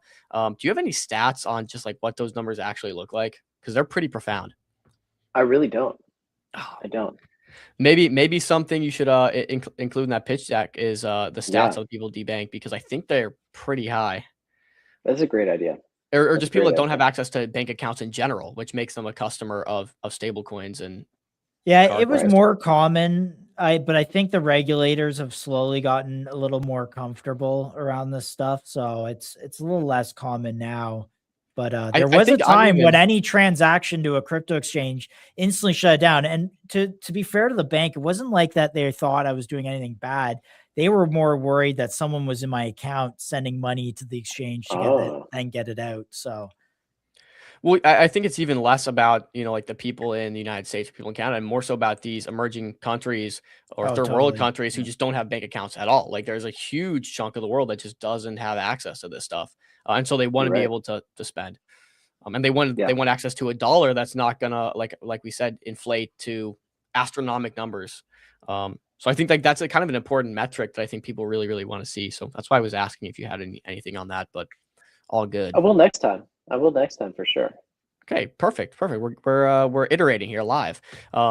Very cool. Well, I want to ask a bit more about the TAM. I got a few questions we can fire through before getting the next guest on here. But I don't know, talk to me. When you look at the size of this market and how big this could get, you gave some projections, but like how big could this get? How big could you guys grow? Oh man, I mean, like the e-commerce market in a whole is like a $6.2 trillion market, right? And how we like to talk about ourselves is essentially a wrapper for Web2 retail. So any store out there, we're going to strive. We really want to make a universal way to shop anywhere you want with us, right? That's the idea. And so once we open up to that entire market, like there's no limit. Love it. What's the go-to-market with this? How are you getting this in people's hands? So far, our biggest go-to-market has been like strategic partnerships. The people that have like helped back us and put our name out there, like the people I mentioned earlier, MonkeDAO's had a huge hand in it. Solana Mobile had a massive hand in it. That's an unlock right there. If you're a founder, if you're building something, get on Solana Mobile. You have so many users that are looking for something good to use, because 90% of the stuff put out there is garbage. And well, I've actually been seeing too, I think Solana Mobile's had a massive jump in just people developing on Solana Mobile. Yeah, they have. I was just seeing that as well.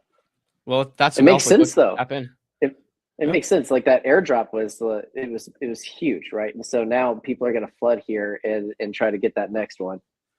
Yeah. Well, we got 5 minutes left. Can you talk to me a bit more about the token or the roadmap and vision here? No token, doing the private equity. The roadmap and vision. What are you guys really focused on as a team? And could you also is it just you and your best friend there as the co-founder? working on this? It is me. Yeah, it is me and my co-founder, and we just brought on our designer as an official member of the team, who's amazing. Shout out Slake. He's super great. He's super great. And so yeah, What a it's just name, Slake. I love that. Slake. Yeah, yeah. Sounds like he's something out awesome. of like Harry Potter, right? Right. Yeah. Yeah. He's great. He was one of our top users forever. Forever. He's been one of our top users. His entire office is built from things he bought from Spend, like his Oh my computer, gosh. his desk, like everything. Well, that's the best type of hire. Truly, it is. So It I really love that. is. So okay, so we got the team. What are you guys focused on? Number one right now, roadmap. Yes. Raising at the moment is a big one for us, which, MonkeFoundry demo day coming up. Raise might even just be completed before we get out there. Oh, that'd be awesome. We'll see how that goes with Seedplex. Those are some great guys over at Seedplex. Shout out Seedplex. Save some Shout room out. for the Monkey Day in Miami, which we'll be there as Shout well. out So we'll meet you in person. Yeah.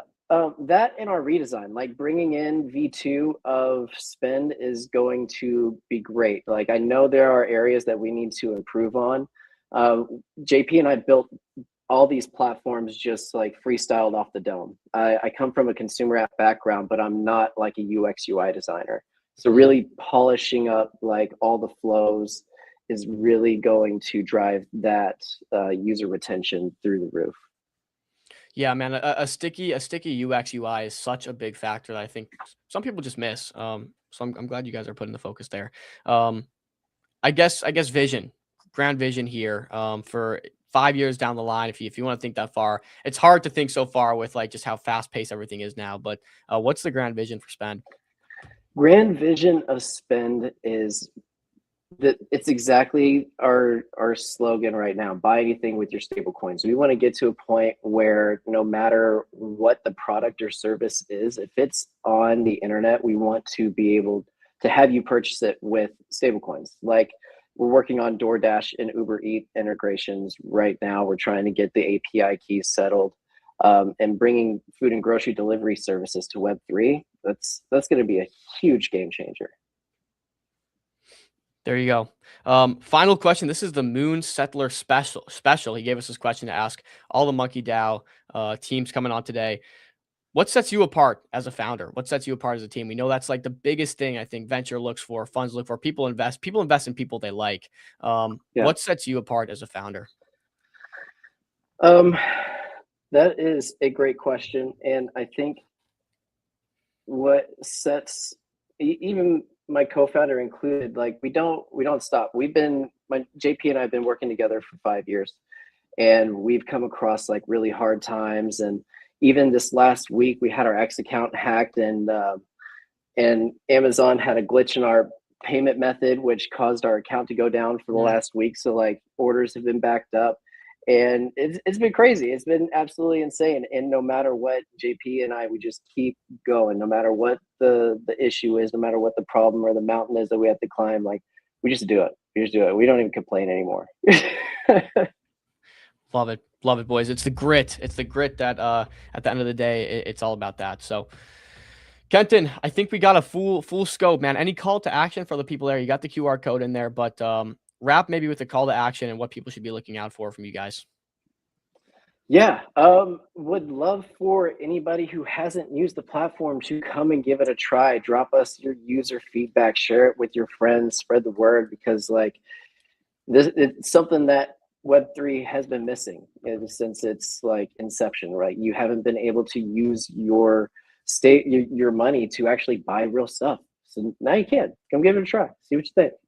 Are you guys, are the competitors you're worried about? Are there competitors like iterating on the space? Just not familiar with many people doing this. I'm trying to gauge. No direct competitors. We have like Bit Refill and gift cards, and but no direct competition. All right, there you have it.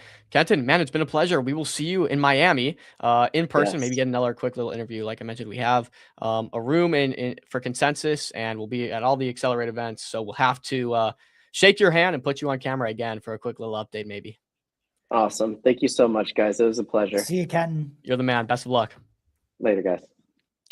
Sweet. That was, again, we're going to recap after our next segment here with Met Engine, which is brought to you by Meteora, sponsor of the show. Of course, they're going to be building on Meteora Tech, so this is going to be really interesting to get into. If you guys want to learn how to LP, join the Meteora LP Army Discord. There's a ton of information there. You guys should definitely be tapped in with what they're doing.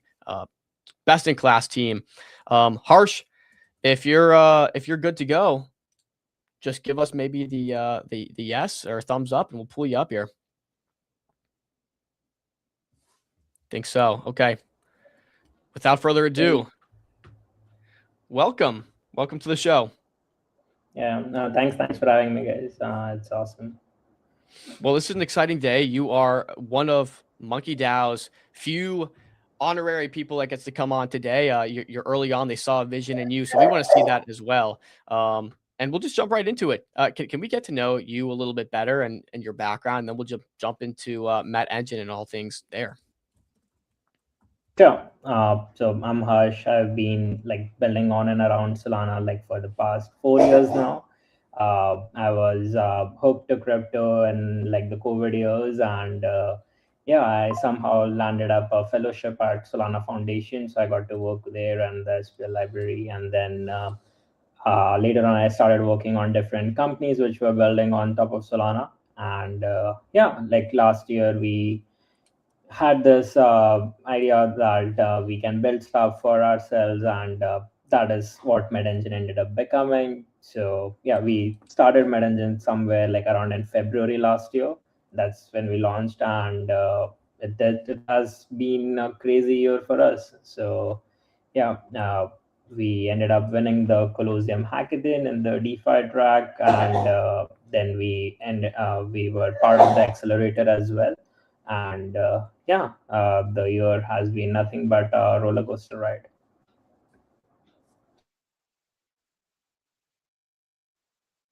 Dom, I think, is lagging here. Got you, and I'm lagging a bit here. So Josh, maybe you can. Yeah, no worries. I'll take over, Dom, if you want to hop out or reset. Maybe I'll move him off stage. Just awesome. Give us a little idea of what MedEngine actually does. I'm keen. I don't know if it's connected to Meteora or DLMing at all, but give us the lowdown here. Sure. So we built multiple products in the past year, and it started as a Telegram bot through which you can do Meteora LP positions, and it was a way to manage stuff, and it was a way to create LP positions. We introduced copy trading for LP positions. Like, we were the first ones to bring it to the market. That was one of the most banger features which we launched with. And over the past year, I guess we did around 114 million in volume on top of wow. Yeah, we are like 7% of every single DAM V2 position ever created on Meteora. So like 7% of it is from our users.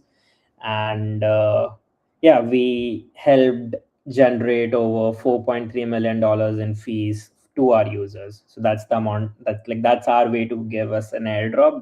That's how much money our users made through our platform. So 14 million in fees to LPs. I also DLM. I'm more of a recent DLMer, and I've really enjoyed it because, and I'll give you people a quick DLM overview. Essentially, you're providing liquidity, but with Meteora's new terminal, it's a little more trader friendly. Because I think before you had to understand LPing a bit, and you can visually kind of see where you're providing liquidity. So if price is here, you're providing SOL on one side and the reference token on the other side. And then as the chart trades, up and down between that liquidity, you get paid a small percentage fee for facilitating either the SOL or the token in that liquidity pool. It's a great way. I think to me, it's the most positive EV way to actually trade.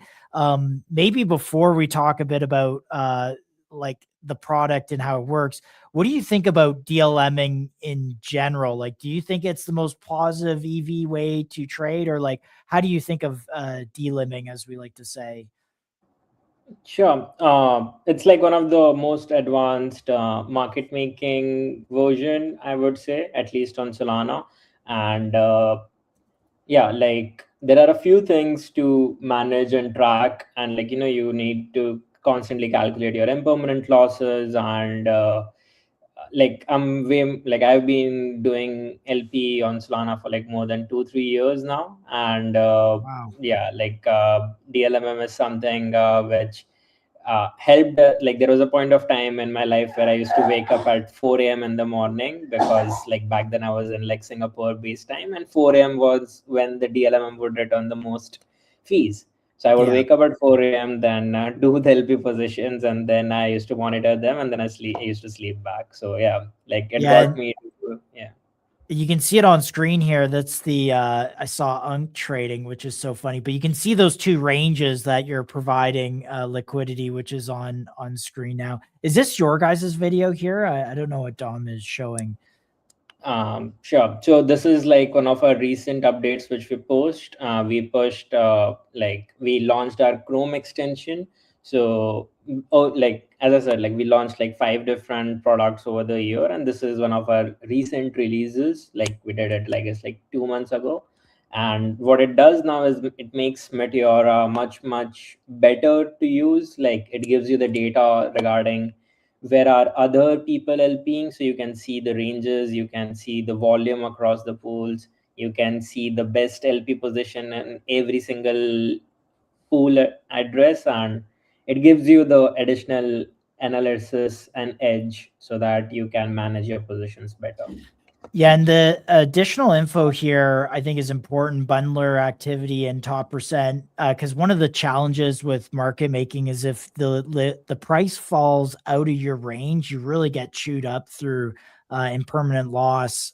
Is that what you're trying to avoid? Is helping traders avoid some kind of more predatory tokens, or Yeah. what's yeah?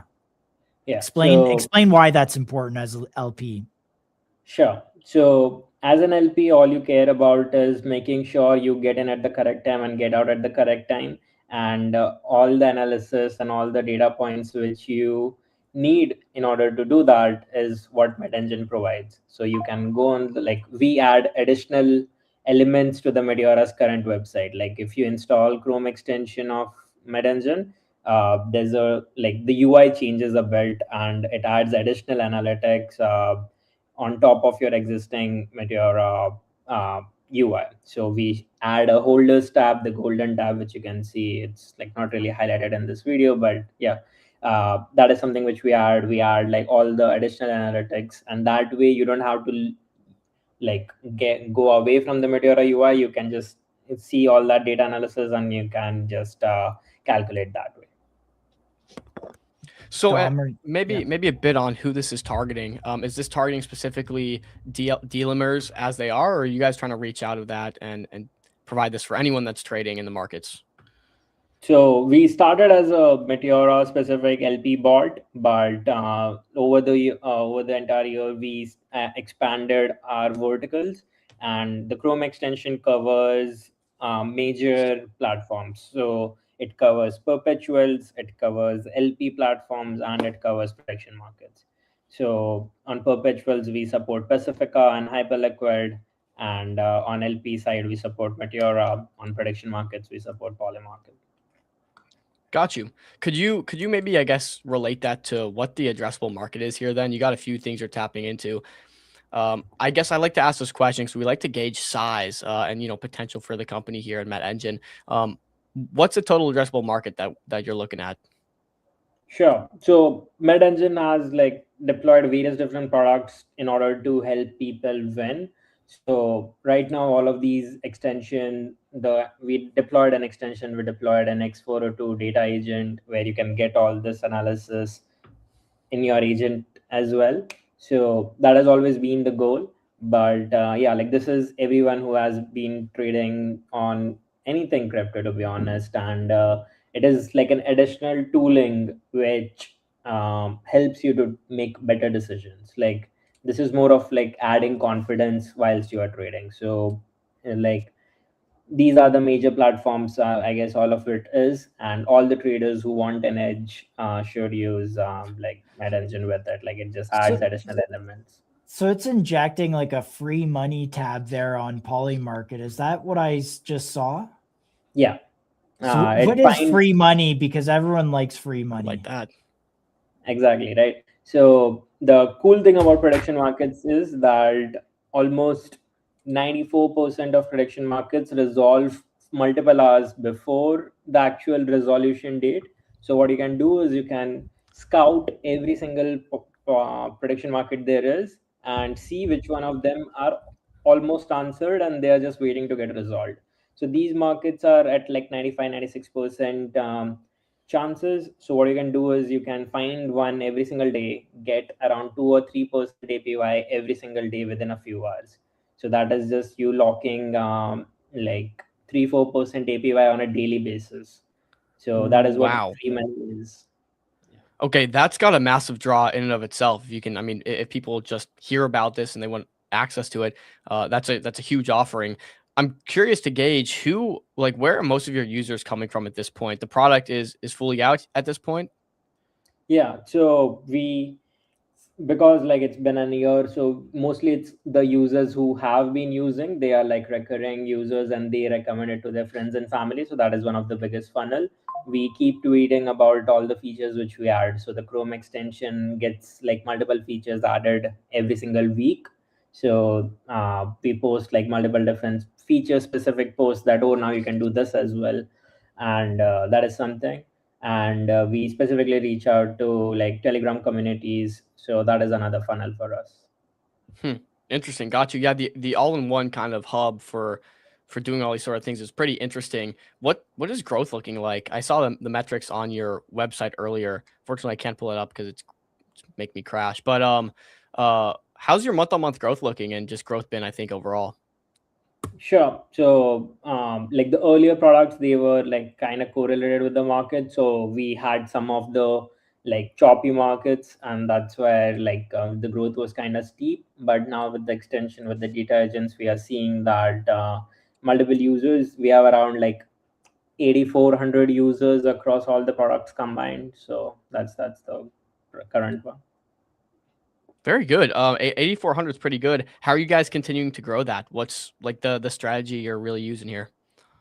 So with AI, we saw that it is much easier to maintain stuff. Like all of this is like powered by our data pipelines. Like all of the applications, they are powered by our data pipelines, and they are presented in different ways. So if you're someone who loves trading via Telegram, you get Telegram bot updates. You are not doing it on Meteora's UI itself.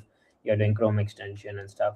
So now we are at that stage where majority of the products are kind of in like a maintenance only mode, and now we are like building something new, all like entirely new, which is like what we are focusing on next. Really interested in where your team's head's at here. Like you do have a few products. I think you're tackling like the Hyperliquid, you're tackling the Meteora, tackling the prediction markets. Is there anything else? You mentioned maintenance here. Is there anything else that you're looking to knock off that bucket, or those three are kind of the pillars? Those three are kind of the pillars, and we'll be adding more platform integrations. Like we just did like Variational and Pacifica. So these are the top perp dexes. We will be adding Phoenix and Flash Trade and Drift and a bunch of other Solana perp dexes. So like, yeah, like because of the initial groundwork has been laid and initial like work has been done. So we entirely know that these are the analytics most of the traders look at, and they do not want to leave their favorite terminal or it is too much of a hassle for them. We saw that there was a huge upgrade of the trenches when they started using their own open claw and creating their own trading agents. So that's where we figured out that we need to build better toolings where people can just upgrade their open claws. So we saw this as an outcome, and like last year, I guess around 50 to 100 different terminals were launched. So Chrome extension was our answer that, okay, we can build on top of the existing terminals. And the X402 agent was that, okay, people can plug it in their open claws. Okay. Yeah, I see. And you mentioned we a few times. Can you talk to me about the team behind this? It sounds like it's not just you. Yeah, sure. It's a 5 people team, so I'm the co-founder. We have like few more friends and like one designer and like four engineers in total and one designer, one product designer. So yeah, that's the thing. It's like 5 people, and then we have a few community folks who help us manage the community outreach and growth and stuff. So That's fantastic. That's a nice 5-person lean but sizable team. Walk me through the backers. I saw on your Twitter you're talking about Coliseum Hackathon. Obviously, you're going to be there. We're going to be there. Would love to see you guys. Get just an update and everything. But walk me through who's backing you guys. You mentioned Coliseum earlier. I need more people. sure. So we raised our pre-seed last year. We got into Colosseum Accelerator. So Colosseum led the round, and Balaji Srinivasan, who is the ex-CTO of Coinbase, he put up an angel check, and of course MonkeFoundry did. So What kind of runway does that give you guys? So that was the round we raised like somewhere around like last June, and that is like still like we have like around 6-7 like still like we have like 7-8 months runway at the moment. So after that, so are you guys seeking continued capital? yes, so we are raising our seed round for the next product, which I said we'll be building, which is much bigger than anything we have ever launched. So yeah, that's that. We are raising a seed round at the moment for the seed. What's anything you can give us on that product that you're building? Much bigger. You can't just tease us like this. Sure. I had like an entire slide prepared, so I can present that if you want. Well, let's do it. That sounds like a plan. Go. So, I like the sounds of the biggest thing we're working on. That's instantly gets my attention, tantalizes me. All right, floor is yours. Sure. So that's the team. That's what that's the 5 people I talked about. We have been working and building across different chains, and yeah, like all of us have been building somewhere around Solana at the end. So we begin as this is the web app platform where you can get every single thing which is happening on Meteora positions. Like this particular heat map, it is like charting out Meteora if it was a city, and like you want to know which is the part with the most action. So that's what we did here, and all of it is working correctly. We can see holders and stuff. Those are the stats, and yeah, like we expanded to other trading venues. We also this is all the platforms which the Chrome extension supports at the moment. And yeah, like all the same data stuff you can do on X402 as well. You can plug in MedEngine skill, and that way you can ask it, okay, who is the best wallet which LPs and wins the most, and once you have that, you can trade according to him. And yeah, we have had some success with it, like 6,000 transactions via agents. So that is there. And yeah, after that we saw that a lot of our users were specifically affected by the recent hacks which happened on crypto, and most of them are now leaving DeFi because the lending rates are something which are not enough risk of return. Like the lending rates on DeFi fell to around 2 to 4%, which is worse than treasury bills. And that is something which we saw, that a huge void of yield bearing assets is getting formed on Solana at the moment because of the entire dark days of DeFi. So that's what we want to tackle next. So we will be launching multiple yield bearing assets which are backed by actual cash flows. Like if you are looping, if you are doing a leverage or any sort of things, you are not creating additional cash flow. You are technically buying risk in order to get amplified returns. But at the end, like if you're getting a 3% APY, and if you loop it 3 times and you are happy now with 9% APY, you increased your risk, and you're getting rewarded for it. But still, in a choppy market, we have seen a lot of those positions, when you unwind them, you will end up having losses, and you will end up like all those APY is eaten by the loss.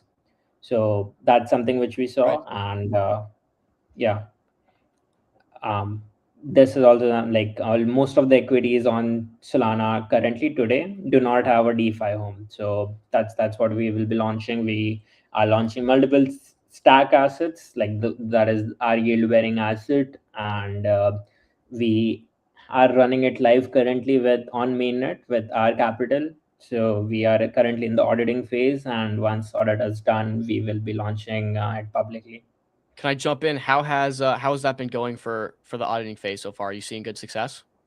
Yeah. So at the moment, we put in our own capital, and we are like, just making sure all the tests are running, the minting and the redemption.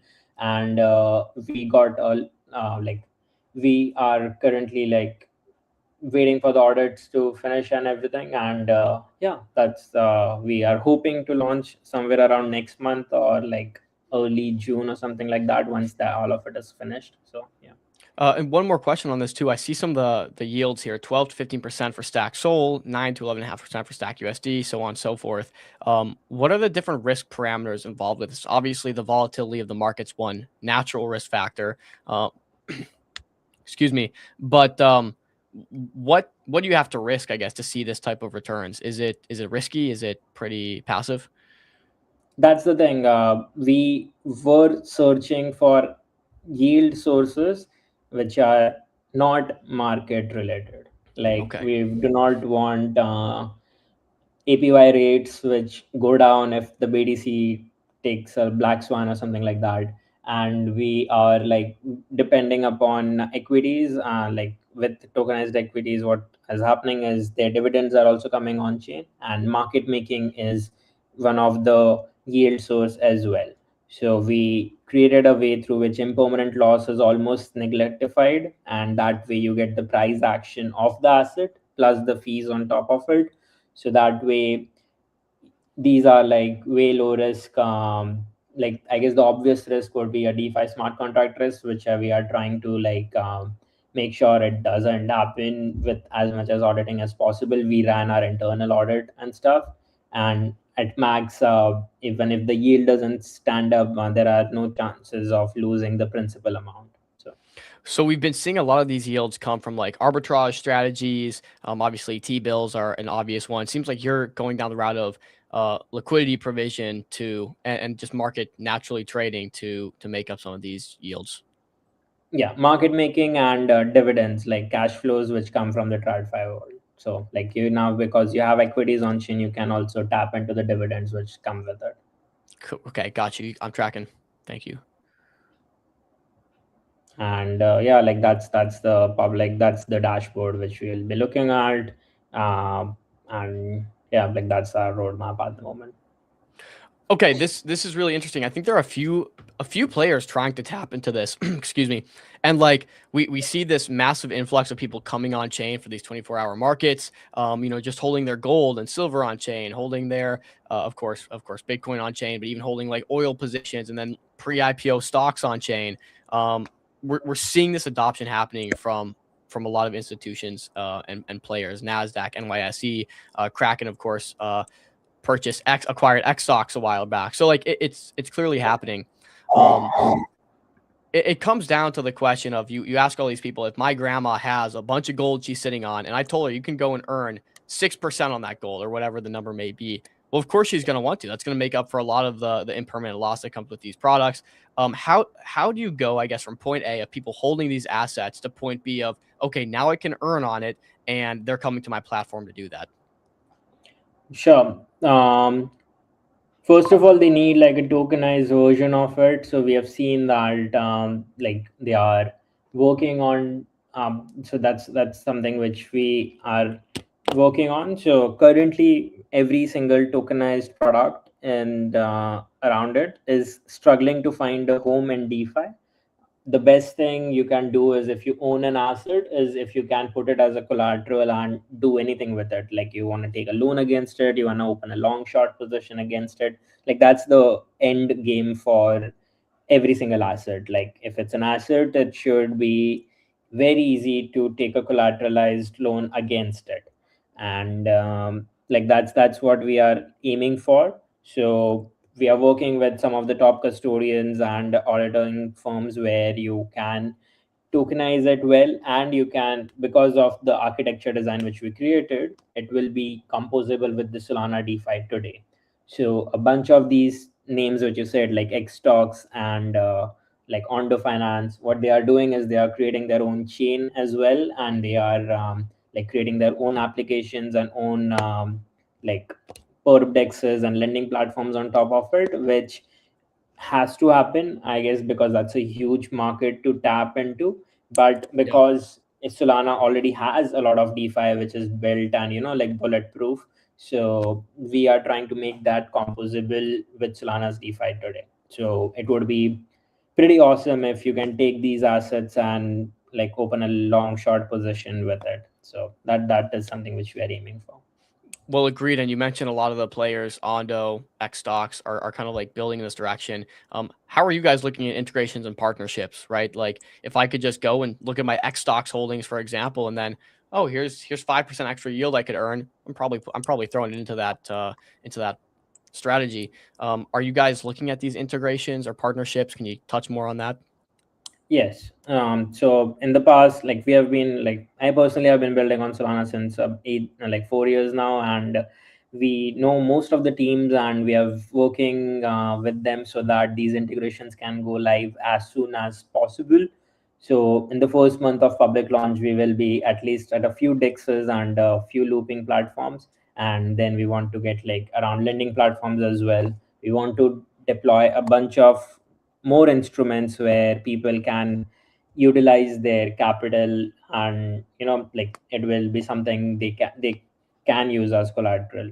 So we have deployed our oracles for these products, and because we know the tech stack of most of the major DeFi protocols, we understand their needs, and we are in touch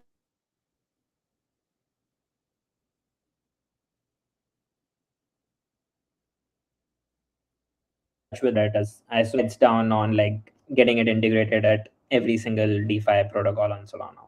So. And maybe you'll agree or disagree with me on this, but like you mentioned, a lot of people are kind of focused on this direction and can see this is where we're headed. If we have a lot of people doing this, what kind of determines the winner? Is it going to be whoever's offering the best yield? Is it just reputation?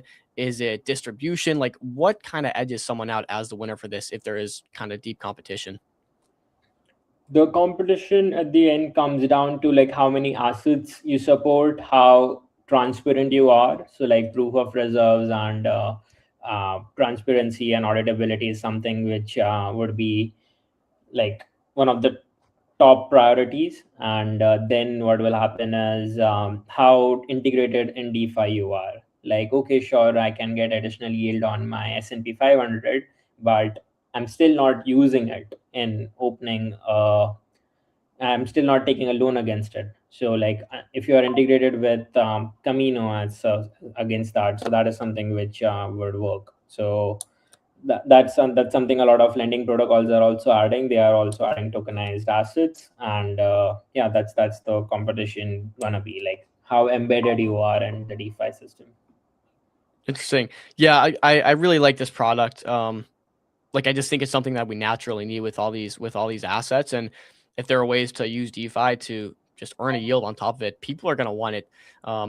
Maybe talk me through roadmap and vision. I guess we've kind of got an idea. This is planning to launch here. You guys are going to be in Miami, I think, for MonkeDAO demo day, I would assume. For Coliseum as well, it looks like you will be. What's the game plan here and roadmap and vision? So currently we are focusing on our seed raise round as well as spend, and we are currently talking with multiple VC firms and trying to finish that. And as soon as in the parallel, what is happening is the audit and the initial seed liquidity is something we are working for. So we have a bunch of market makers aligned for the same, and like I guess the public launch is something which we want to nail at the first, and we'll be doing a private beta with all of our existing users. And once that is done, we will be launching, and at a sufficient TVL for one product, we will be launching more assets. Like currently it is instrument agnostic, so we can launch multiple, but we want to launch enough so that everything is transparent, secured, and it works. So as we kind of head into wrap up, can you talk to me about the economics of the business? Where do you guys profit? Is it just a few basis points on everyone's trades, or how do you guys make money at the end of the day? sure. So our existing products were all about trading, or like they are enhancing your trading and they are enhancing your execution. So all of them had like some sort of a platform fees that we take some sort of a performance fee, or like a deposit fee, or like for the Chrome extension, it was a subscription based service. So those were our revenues generating models for our existing products. With the yield bearing assets, it would be some sort of a performance fee, as well as the like a minting fee. So that's the goal. And like at the end, you're still getting like end user is still getting one of the best yield sources, which is not market correlated, and like beating every single base yield for like stable coins. So that is something which we want to provide. Okay, so a pretty standard take rate there, and cool, sounds good. This is the Moon Settler special. He asked this question for anyone coming through MonkeDAO, and it's what sets you apart as a founder? And you have this team of 5, so maybe you can throw them in the mix too. What sets your team apart, I think, from the others building in the space? I would suggest we like the best thing is we do is like in the entire year we have always been focused on creating tools which make people money. Like that is something that as a mission statement we have been working on. And all the products revolve around the same. Our entire team is something which like we think from some of the first principles, where we create products in such a way which we will be using, which are solving product problems for ourselves. So it doesn't matter however much hard work we have to do, we end up doing it because we understand the end user will get like all the benefits out of it. So I guess we do a lot of user driven product development, and we build tools which make money. So like that's what sets us apart. Well, that's the key. If you make people money, you'll make money, and everyone likes that. So there it is. Well, we appreciate you. Anything lastly that you want to just cover or let the people know, a call to action maybe on what people can do or how to use MetaEngine, anything? Sure. So if you are like, we'll still accepting like angel checks and stuff for our seed raise round. So if you are someone who is into angel investing, you can reach out to me on Twitter. And if not, I would still suggest that you use MetaEngine tools. If you are trading anywhere on crypto, most probably we have a product around with it. Even if you are like setting up your own open to trade, we have an additional superpower which it can use so that you can trade better. So yeah, go to medengine.xyz and either you can talk to me or like use any of the products, and you'll enjoy it. All right, there you go. Well, we heard it here first. Harsh, thanks so much.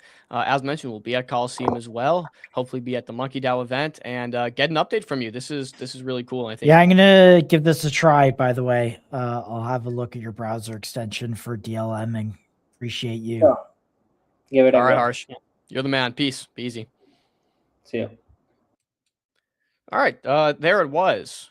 Realm, Spend, MetaEngine. We had 3 pretty good ones on great ones on today. What are your biggest takeaways here? Maybe starting at Realms. We can go Realm, Spend, and MetaEngine. Love Realms, actually. I think that's a really cool way to invest with people. Dean looks very familiar. I think I've interacted with Dean the Machine before, going back to those early Solana Kin Foundation days. Not unlikely. Yeah, no, I think Realms interesting to invest together. Your thoughts? Yeah, Realms is interesting. I think like directionally correct. I think there's a lot of ironing out that needs to be done to like get to that point where it's super feasible for people to adopt it. I probably wouldn't put my money in a to centralized fund unless I really knew the people making a lot of the decisions and trades behind it, investments were elite, to be honest with you. And so I think whether that's some sort of social credit score, history, some way you could hedge as people if you don't agree with the decision, that's all kind of got to be baked in. Directionally super interesting though. So let's it's all about the marketing of those kind of vaults. I mean, you market through performance, but also it's about who's making the decision. So yeah, did like that. Yeah, super interesting. Then we had spend. I really like that one. Lots of growth going on. $170,000 people spending money. That's tough to get these days. It is. It's something. It's definitely a start. Like the 0 to 1's kind of been checked. The PMF is there. Like clearly people want it. So expanding upon that will be interesting for them. I think there's a massive amount of people that are debanked, not only debanked, but just don't have access in general to banks. And so I think giving them access, and it kind of ties into the broader thesis of like everyone wants to spend US dollars because they're valuable, much more valuable than their currency, most likely. So everyone wants to spend them. So just putting them in people's hands and allowing them to use them is a big unlock. And they're actually willing to pay the fees that come along with it. They're willing to do what they can because they'd much rather have the United States dollar in their account, spendable, able to barter with it than whatever else they use. So it's a big market. It's a huge market to tackle. I think the focus is go to market there. How do you really get this in everyone's hands? And I think I'd want to touch on that a little bit more, but yeah, the big key with these is spending with stable coins for lumpy purchases, I think has been there, but usage, right? So food is something that 3 times a day you need to eat. And the Uber Eats and DoorDash integration, if they can really nail that, like it is guilt-free. Hey, just made a huge trade. I have some extra USDC in my account. That $30 Uber Eats order where I'd be pretty guilty before sitting on my credit card. You know what? Just gonna throw it through my my stable coin holdings. I think that's a great story and narrative, and if they can figure that out, the best. I think that's the best. Yeah, well, it all even comes to better driving. if your agent's making money through trading. And hey, Dom, just want to let you know Uber Eats is on the way from your favorite restaurant. I just made like $300,000 today profit on Polymarket. That'd be a nice day. Just buying you a little lunch like that. If my agent does that one day, I will literally be. That'll be the moment. So I'll tell you what gets me a little bit excited about spend is they have the early inklings of product market fit, 170,000 volume. Now, you're going to need more for that profit to really start being significant, but they do have the 5% cash back from Cast as well as $25 or $2.50 flat fee. And then 1.5% or 2.5%, depending on how much you spend. Might be getting that wrong with my memory, but their economics are really solid. Like, if they're getting 5% back, forget even the 1% or 2% or the 2.5 base fee. They're getting 5% on every purchase that's going through, and they can just generate volume. Dude, they're looking good. Even if they can take some of that 5%, if they want to be not even loss leaders, but if they want to take some of that 5% that they're making and give it back to the users in the early days, just to get them kind of coming back. If I can get something for 3% cheaper than anywhere else, why not? I'll probably do it. And they're still banking 2% on that. So maybe that's a strategy going forward. I think their economics are really nice. Now it's just nailing, of course, that volume growth. And they have a couple levers to pull. Yeah. And I think when you lagged out, I asked him what like people bought on the platform. Metals was big one, gold, silver, Pokemon cards. So still kind of in that investment world. But again, it's that, can you get that daily, everyday purchase? Hey, that Uber Eats order while I'm working. Like that's what I'd like to see is the growth in the more consumer spending would get me really interested in something like that. I wonder if it would be a cool feature for them to have, based on how much you have sitting in your stablecoin card or based on how much you have sitting in your account. There's automatically yield generating, whether that's just like wherever they can drive safe yield from. And then that goes to the form of points. So they're actually not collecting the yield, but they have to buy something now using this platform. And that's automatic fees going back to spend. So another interesting angle there. So that was spend. Matt Engine, what's your thoughts? I'll let you kind of take the first thoughts on this. Yeah, I mean, DLMing is trading still, and where you make the most fees is a delimiter is if you find tokens that have that like 500K to $1 million plus market cap, they're really hot and they have serious volume going through them. And the TVL in those pools on Meteor is, kind of low. So you have a reasonable chunk of it. You start throwing a couple SOL in there and you could earn hundreds of % per day in just fees. And especially if it bounces in your range. The one challenge with those types of tokens is some of them are bundled and, have those kind of supply control issues.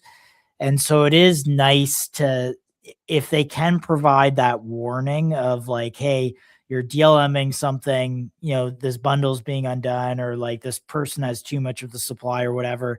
I think that would be a really nice addition, because right now in the terminal, the Meteor terminal is, you can see the fees, the tokens that you're trading, but there's no kind of like other data that's presented to you of like, is this token investable or not? And of course, you don't want to just stack into all these little low cap tokens, but in reality, that's where the volume is a lot of the time, and where you eat a good share of the volume. So those are my first thoughts. I mean, a guy's been doing it for 3 years. I think he's just really experienced on Solana. Like who do you know has LP'd for 3 years on Solana? Yeah, right. So, I mean, like very far and few in between. I think I'm most interested in the new product, honestly. I think the original product's great. They've had some pretty good traction on this. We'll get to that, Ave, in the next segment here. But had some pretty good traction on that. I just think their new product here, offering yield on all these different assets, it's a huge market. Undoubtedly, like we're seeing that shift. As much as people, I don't think many people that are outside of the crypto world understand how much capital is coming to these 24/7 markets. Like there are people that argue it's never going to happen or it's not coming. It's coming, and it's so obviously coming. You just see the volumes tick up every single day. For someone that shows up on the show and sees it in real time, it's undeniable. Yeah. And so that poly market, did you get the poly market product? Like what I didn't understand from his pitch was, are these separate products? Are these one product? If I invest in you, am I investing in all of them? Like, so I think the separate product is the yield product. The Met Engine is everything like the LPing, the hyper liquid perps, and the prediction markets.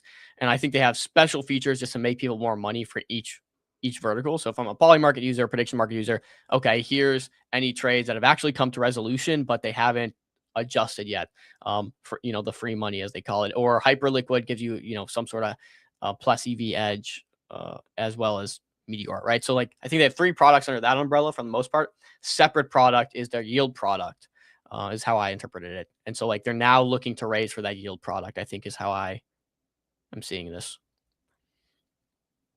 So but yeah, I'm excited for the yield. Man, yeah, clearly it's a market that people are coming to. It's just it's going to be really hard to identify the winner. There's a lot of competition. So what can you do? You gotta have, I think it's just going to be social proof for the most part, have great distribution, and then have a lot of people using it. And naturally everyone else is just going to kind of, we're at the point of the market, guys, where if volumes increase here, a lot of people are not paying attention. I think you'll start getting those really juicy APRs for liquidity provision, for any sort of yield that's derived from volumes. I think volumes are going to increase before, people provide liquidity and kind of farm out all the APR. So this is like a really good time to be paying attention. Yeah. Okay, well, I think that wraps up the MonkeDAO segment. I think we got some good stuff. That being said, this next segment is brought to you by Trojan. You guys can trade with Trojan for 45% cash back. It's the best in the industry. You're not going to beat that. As a trader, your goal should be making and retaining the most money. So you can scan the QR code in the bottom left corner, or check us out at trojan.com/@MCG. It supports the show, and we appreciate it. Simply the best decision you can make. Bottom left corner. So for this next segment, we're going to talk a bit about the markets. I'm seeing some green. Okay. Bitcoin's actually down 50% on the, or not 50%, thank goodness, 0.5% on the day. Yet I'm seeing the on-chain markets bouncing. So let me tab over here real quick, just so you can see what I'm looking at. And I'm not sure again if I'm lagging, Josh, but you're definitely lagging on my end a little bit. No, you're good. Okay. I mean, look, Met, we talked about this position. I was averaging in a lot, I would say down here about sub 13 was Wow, where I this got looks in. good. Good looks bottoming. really great bottoming action. But again, Bitcoin, I'll tap over real quick. Bitcoin's had a down day in the last hour or two. I mean, we have gotten a little bit of bounce, but we're pretty much sideways. If you remember what I was looking for, of course, I've been long and strong Bitcoin here since that dip we had back in February, early February. And I said, let's just range. Let's try to bottom out. And as we see Bitcoin start to move up or go sideways, a lot of these tokens that have been bottomed out for a while will start catching bids. I think we're starting to see this. For example, today, sideways, ETH, Bitcoin are both sideways. Solana's actually up 3.5%. Interestingly enough. So maybe that's why some of the attention is going to Solana. Say, if can you pull up a Sol ETH chart? I want to say, or even Sol BTC, or just you price it in BTC. I want to see if there's any outperformance. It looks like it's underperformed, but it might start performing well. Yes. Well, a better way to represent this is Bitcoin dominance here. And so why do I not see charts on this? I had this all marked up. Maybe it's on my other list, Bitcoin dominance.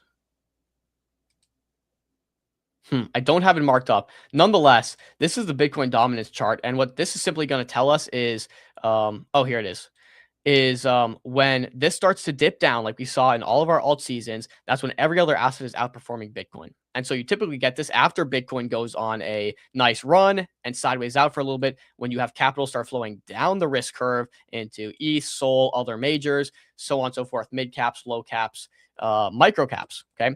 So that's kind of what you want to see here when you get these alt seasons. We got a dip a little while back, but we've kind of been sideways, actually ticking up the last couple of weeks. But today it is down a little bit. I think we are in that point where if we see an alt season, this starts to, I don't know. I still think we see Bitcoin go higher and outperform for a little bit. So maybe this chops up for a little bit and then and starts heading down. But no real outperformance from altcoins quite yet. Bitcoin's still kind of dominating. So interesting today specifically. Solana is outperforming, but it has not been in the last couple months. Ethereum looks like it's going to outperform in a big way. Again, just like the 6-year range. And I've said this again, it reminds me of like gold and silver before they just had their historical runs here in the last year. It does 6 years of sideways Bitcoin, lots of distribution going on here, lots of accumulation from smart money and strong hands.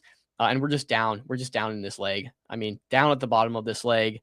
We've bounced off some of this stuff. We've had 1010, kind of the unwind of that. And so people probably go under. So yeah, probably get some outperformance. And we're seeing that right now, I think, in general in the markets. And I have nothing really to cover specifically, but just showing you like Met, for example, is looking really good. That's when you can trade with size, in my opinion. CLED as well is up nicely on the day. You know, from this zone we've had marked up forever. Again, slightly dipped into it. So if you manage to like get it by the hairs on your chin, good for you. You know, even Pump, which has been pretty brutal, it's holding this range. Yeah, all these charts look fairly bottomed. So yes. Yeah. Yes. GSD, when we talk about again at 1 million, if we get a bag season again. The question is if we get a bag season, it's not like a GSD thing. It's I've wanted to buy GSD again so many times, but I just hold off and then I come back to the chart and it's still sideways. I'm like, it's wild. Yeah. But I will hate it the day that it like just candles because like, you know, one of the big influencers is like, yeah, this there's value here because this guy's Lex is good. Like Lex is good. Lex is good. Yeah. Is there any bags eco? Oh yeah, let's do Unk is the top of the town. People are thinking this is kind of reviving the trenches. They did an airdrop again. Some dude made this airdropped like 40%. It's gone absolutely parabolic. Obviously, Josh and Chill predominantly were talking about this is like 1.5 million. The clips are on there. That. We were sub mil. It was like 700K to $1 million. Yeah, wild. Hard to foresee something like this, but it's incredible performance. Dude, Josh, you don't even. DLM? Yeah, I'll throw let's see. I'm actually interested in looking at my Unk trade history on here. I want to see how much of it I owned and what it'd be worth now. Is it third page out? And then I'll show Oh, you guys. gosh. I'll give you guys a little DLIM update. Don't look at that, dude. You would have had a clean 20x if you held that. I owned a good amount of it too. Oh yeah, here we go. Unk. All right, let's see this. This might be painful, guys, to look at, because this was the first one I bought. Oh man, yeah, like owned probably 1 million Unk at one point at least, and on a small portfolio, small DLIM portfolio. Definitely had about a million of it. Crypto Jones says, "You foresee an alt season during a bear market?" No. We would need a sideways Bitcoin, or at least a trending Bitcoin. Yeah, you're not, and that typically happens. A month to 2 month plus out. You get your alt season after Bitcoin's kind of been trending and just showing signs of light. There's just a lot of sideline capital waiting to get into it, but no, not in a bear market. You would have to be either sideways or out of a bear market for sure, which it seems like we're getting there. And we'll check Loria in a second after Josh covers this DLIM position. Yeah, I mean, I'll share a bit. This lags my computer every time, but I'll give a DLIM update right here, guys. You see this chart? I've only been DLIMing for a week. Not a massive amount of capital here, just a little bit of capital, but we're definitely up, positive P&L, and it's going vertical. So took a little bit of a loss where you learn very carefully to be in good stuff, but definitely positive P&L right there. So we're gonna keep that going.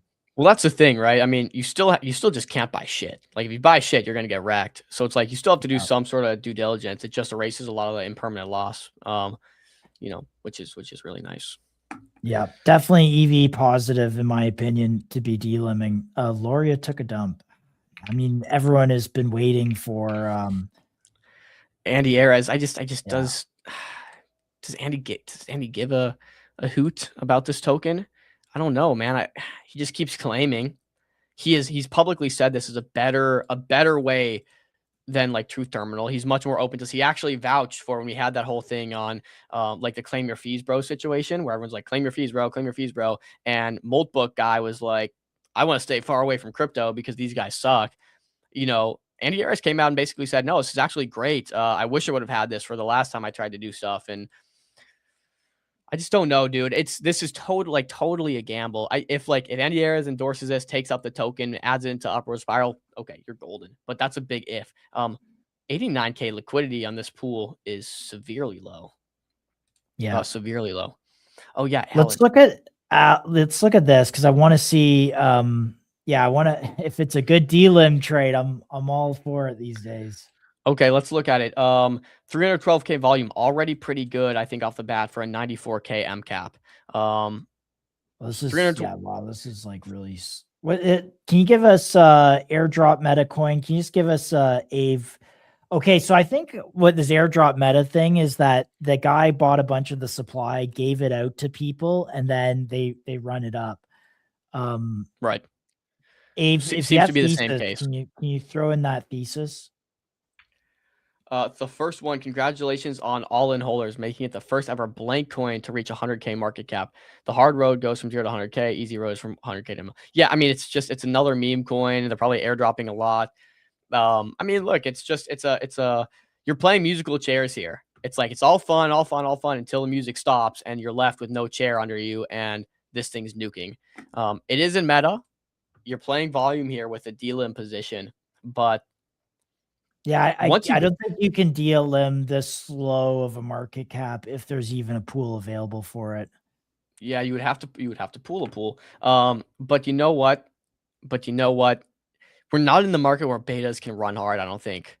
Like, yes, it's really nice to see Unk running. I just don't know if we're quite there to where, okay, Unk's at 20 mil. Now everyone's going to start springing up betas of these airdrop coins that are just memes. All in is just, it's not a great meme in my opinion. Okay, all in, we get it. You're degen gambling. And they're going to do an airdrop. So like people, of course, are going to be excited for the airdrop. That's a bit of a catalyst. I just don't think we're in the market for betas yet. If we had Unk run, we started to see some other stuff run. We did see Pumpcade run, but if we had like more than 1 or 2 outliers, I would say, okay, maybe we're in beta market. Just don't know if we're quite there. Of course, this is still really low in market cap. So what is this? This is Meteor DBC, not Pump. It's the BLNK is the last thing of the ticker. I might can we find out what launchpad this is launched on? This is the kind of stuff that kind of changes perspective a little bit. I'm just looking at the LP. Okay, so there's no liquidity yet in the pool. Look, I'm not necessarily changing my thesis on this, but I want to know what this launchpad this came from. Okay, so it is Meteora. Now maybe let me check other pools. I'm looking all in. It's not the Burr one from Printer. Okay, this is not a Printer. Okay. DGen Capital. Okay, he had something else. We go back. Let me go back blank, to origination. Blank dot build. Okay, what is this? Okay, it's their own launchpad. Okay, what's blank dot build? Okay. This is what I'm looking at. Okay. I just, you never know with these ecosystems. You start looking at something and so this is the launch pad, it looks like. Just guys, we're doing live DD here. Okay. Yeah, right. I'm looking at their Twitter now. I mean, I don't know. It doesn't matter where they've launched. What's like let's say like we find an app. They launch on bags, right? Not really, but what changes? No, I mean there was a little bit of something going on with the Printer stuff, but again, it's got to be, I don't know. I just in case, it's always good to just have a look. Okay. Yeah. Blank dot build. Is there some tech involved in this? They've been posting for a while, man. Solana Builders Club. Okay, so maybe they are building something. Let me check their website here. I'll share this tab with you guys. So there's tokenomics.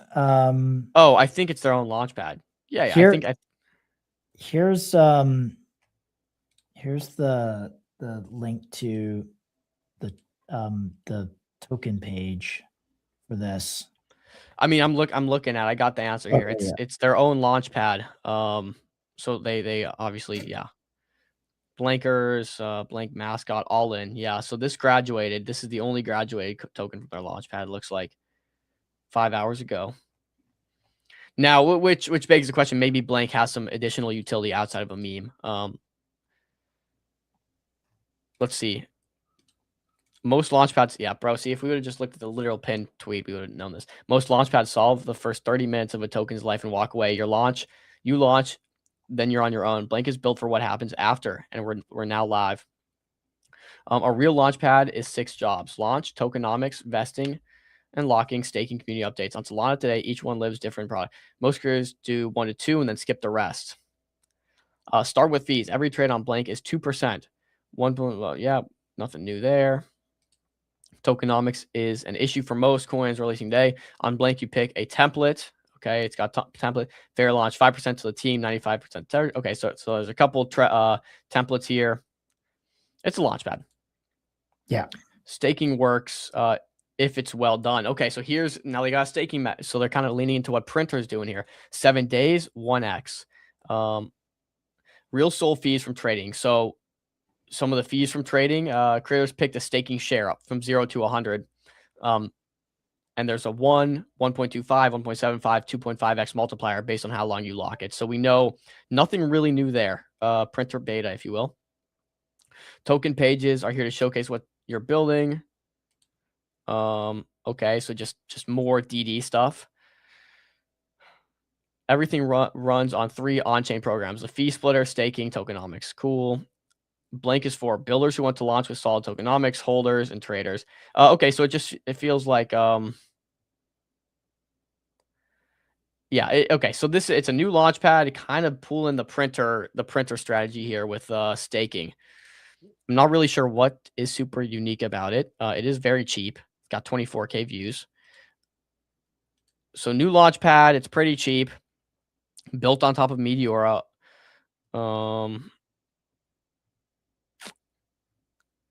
Yeah, I would need to look into this more, but we have the general idea. Hey, launch pads can go really high. I just don't know what this does that would allow it to. I don't know anyone who's behind it. But I'm gonna do a little more DD on this. Yeah, same thing. So Sol paid to creators. Yeah, so I think this is just kind of a printer beta, but it doesn't seem like it's part of the airdrop meta, so was maybe off on that. Nonetheless, let me run through some news real quick. I got like 3 things to hammer out, and we can talk more on chain stuff as well. But we saw Drift got the bailout. Not really surprised this happened, but Tether leads support to the 150 million Drift recovery plan stabilize, relaunch as Drift plans to expand USDT usage on Solana. Read more. I mean, we could go in here and read this, but basically Drift got the bailout from Tether is what I'm understanding. Leads support to the 150 million DeFi Drift recovery plan. I'll pull it up. Why not? I'll just pull it up real quick. Have a little gander. Share this tab. Accept all cookies. Blink, is that TG metrics? Oh my gosh. Interesting. I don't think so. I don't think so. But Tether leads support to the 150 million Drift recovery plan. Stabilize, relaunch as Drift plans to expand, which is nice. Hopefully Drift now takes precautions for this not to happen again. We see Solana is doing some monitoring, and now they have like USDT is willing to bail them out. I would feel comfortable putting my money back on Drift, to be honest. Tether, the largest company,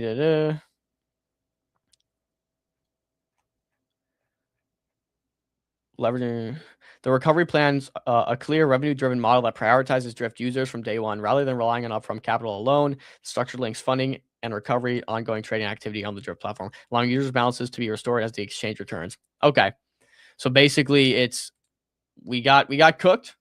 We're gonna keep making money. We're still here, and as we make that money, it's gonna be redistributed to holders. So it's gonna take some time, but seems like a decent plan. So Tether does the bailout.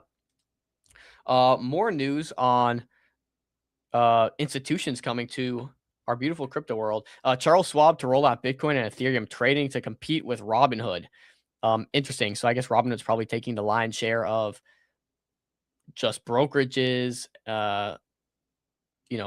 catering to TradFi for Bitcoin and Ethereum, and Charles Schwab seems to want a piece of it. No surprise there.